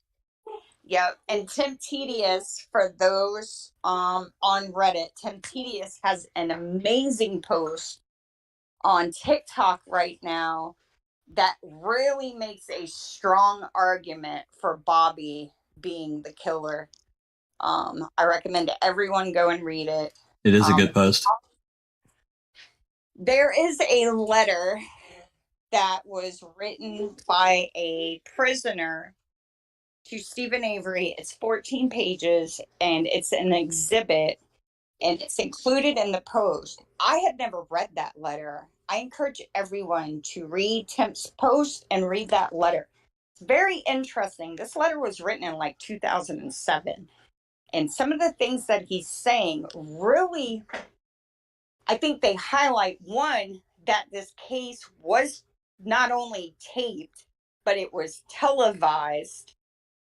The court process was televised. Yes. Two, there are witnesses there were witnesses at the time speaking out about seeing things that did not align with the state's narrative. I encourage everyone to go read it. I think the guy's name is it Robus? Does that sound right? I don't remember. Hold on, let me look it up real quick. I'll look it up and then we'll go. Babe, give me like 5 minutes and we'll be off. Let's see. This is I don't think I read the letter.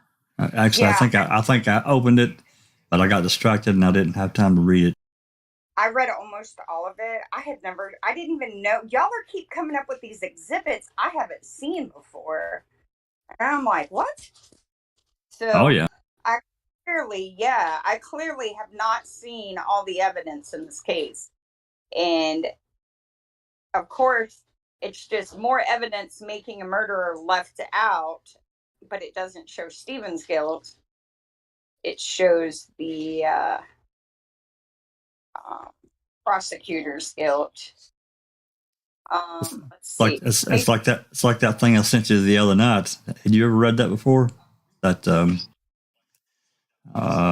gosh, what was his name? You want me to send you part 1 or part 2? I sent you one part and you wanted the other. Yeah, that was on the bone evidence. Yeah, I still haven't finished reading Mr. Salas. So it's the Salas letter. It's a 14-page letter from Bobby Salas to Stephen Avery. I'm going to link this and put it in the chat. Baby, mute for just a second. So I can do this. And then I'll go upstairs. Here, Jax, I'll share it with you. How should I do it?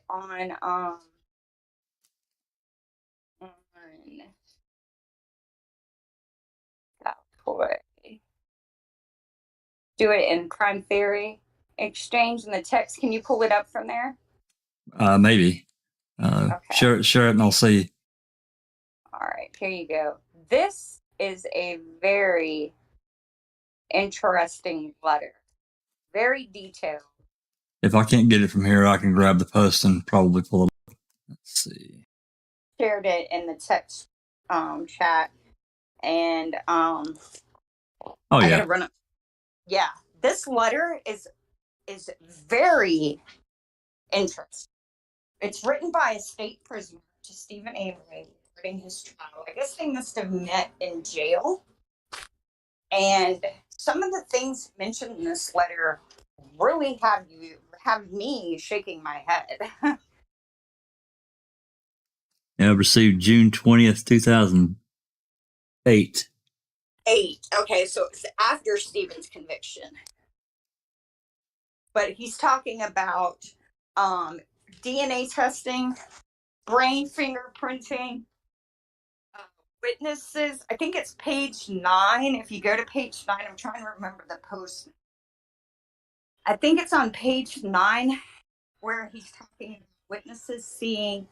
He keeps saying that the person seen was Brendan, but obviously it was Bobby is what they're thinking, because this guy is going under the assumption, like many do, Brendan confessed, so Brendan must be guilty, right? And I think you're talking about page 7. Okay, page 7. Thank you. I'm doing it from memory, and it's not the best anymore. But it's like 7 and 10, I think, have interesting things. Now looking at here, have your attorneys researched this brain fingerprinting DNA process and the new mtDNA or MDTA DNA profile. Yeah, I think he's talking about mitochondrial back Yeah. then. Well, apparently he's talking about a new process for it because they did the mtDNA. Also, have your attorneys compare the timeline of Teresa Halbach's death in your case to the one in Brendan's case. 2 witnesses in Brendan's case placed Teresa Halbach alive after the death alleged in your case by approximately 1 hour after witnesses had seen you leave the property. Both witnesses saw Halbach standing with Brendan on one side of her and Brendan's friend on the other side of her. What? I've never read this. Wow. Maybe we'll take a look at this at some point and read the entire thing. Yeah, I was just going to say that, Jack. I mean, I've never seen any of this letter or anything like that, so maybe we should do an open mic or something like that about it and just go through it because, and I mean, I think Christina might be right. I mean, when I'm saying Brendan, I don't think he's actually meaning Brendan. I think it's just because Brendan's the one that's been Prosecuted. involved in the case and been prosecuted, and he probably knows about the confession and everything like that, so that's why he's saying Brendan. Yeah. Could he be actually Bobby? Yeah. It's Bobby and a friend, and Tempton his post is thinking it may be Mike O. Possible because they were around each other a lot, apparently. Interesting. Very interesting. I encourage everyone to read it.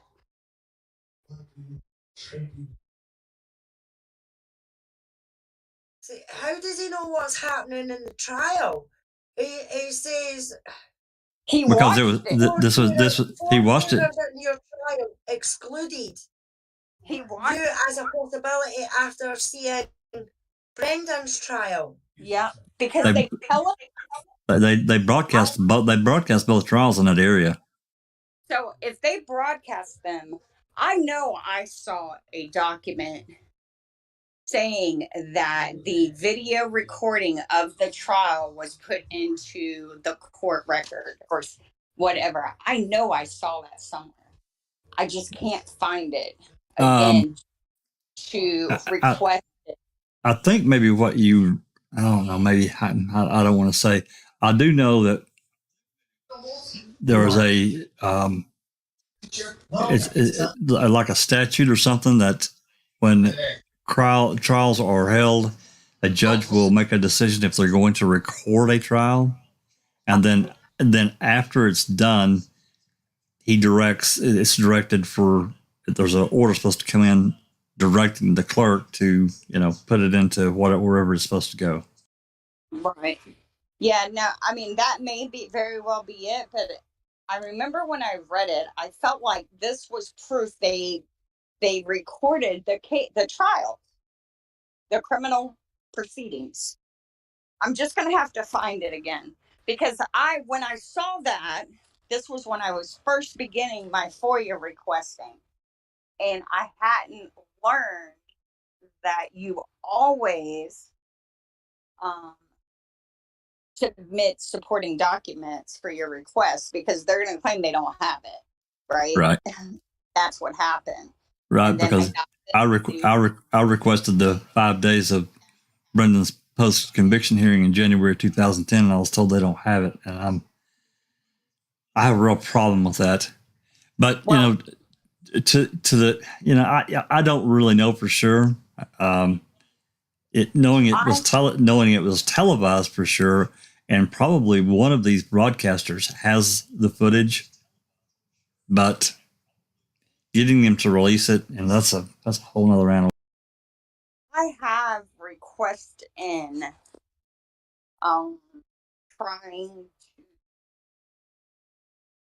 trying to get, I say that like nobody else does. We all have requests in seeking more information. Let's just put it that way. And one of the things I'm seeking is a compilation of the record from other courts. So maybe I've got the compilation record. Establishing that they reported. I've got the compilation of. I've got the compilation of record. Here. Can you hear me? We're supposed to be sunny all day. I mean, cloudy all day, but it's. Yeah. Yora says the Salas letter is an exhibit to KZ's PCR motion in 2017. But anyway, I need to get off of here. I'm going to end up getting a divorce over this case, I think.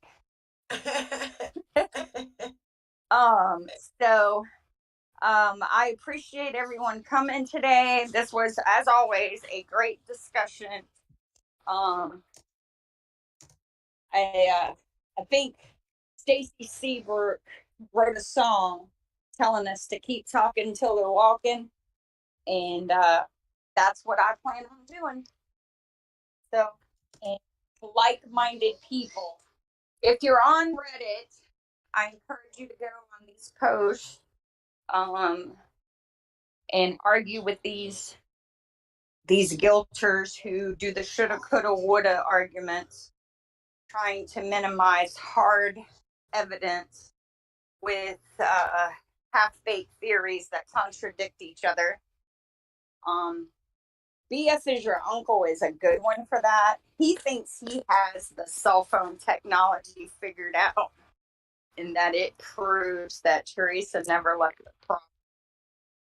And he just will not accept anything that goes against his half-baked logic.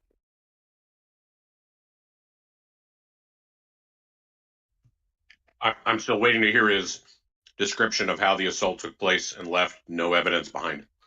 I'm going to comment that to him. He said, "Are you on Reddit?" Am I? Yeah.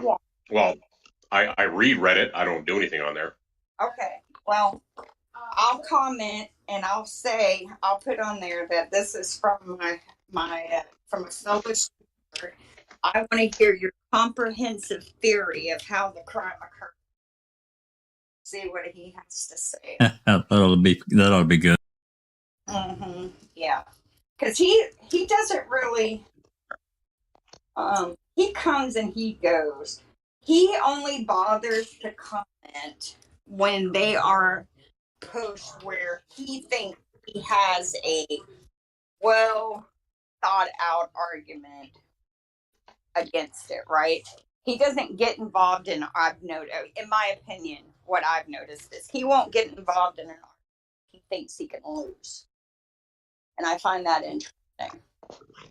Oh, is he not in the current chat? No, this was on my post. Oh. Reddit I thought he was in. No, Reddit post. No. It was on my Reddit post. Those were comments. I apologize. I thought I was more. Yeah, no, I made a post on Reddit responding to a comment from AJSWDF, whatever his name is, and BF is your uncle is on that post making all these shoulda, coulda, woulda arguments. And I got a chance to get on there. I started a comment, but I'm also trying to talk on a podcast and, go with my dog and my husband. So I haven't had a chance to comment yet, but I'm sure he'll have a comment. And it's on the making a murderer. So. I don't ever go to that sub. I like going there with fact-based posts because I think a lot of the arguments we see by the verdict defenders are going to mimic the state's arguments in their filings. And I like to kind of gauge what they're thinking. I believe that at minimum one or two are district ADAs or AAGs or worked for the insurance company that was being sued by Stephen in 2003. So they have a vested interest. That's personal opinion. I have no proof. But Okay. It's the same kind of mentality and arrogance that you see from the prosecutorial mindset in this case throughout. They're very arrogant, aren't they? They really are. Just, Yep. Are we done? yeah, we're done. Thank you everyone for the chat, and thank you everyone on the panel. I enjoyed the entire podcast. It was a great discussion. And what's next? Rhonda will be on this afternoon, as far as I know. Okay. I'm not sure what she's covering today in Daniel's case, but maybe one of the witnesses. I can't remember. And then Brendan talks on Friday. We're not going to be having probably reading with Uncle Ken or open mic. This is Easter weekend, so people got plans and so forth. So we haven't completely discussed it, but I know the question has been posed in foul play to the group. So understandable if we take the weekend off, it being a holiday weekend. We normally do. So we'll discuss it more and we'll let everybody know. Okay. Well, I appreciate everyone coming, and until we meet again. Thank everybody for coming. Everybody in chat, everybody on Discord. And this has been a Foul Play production.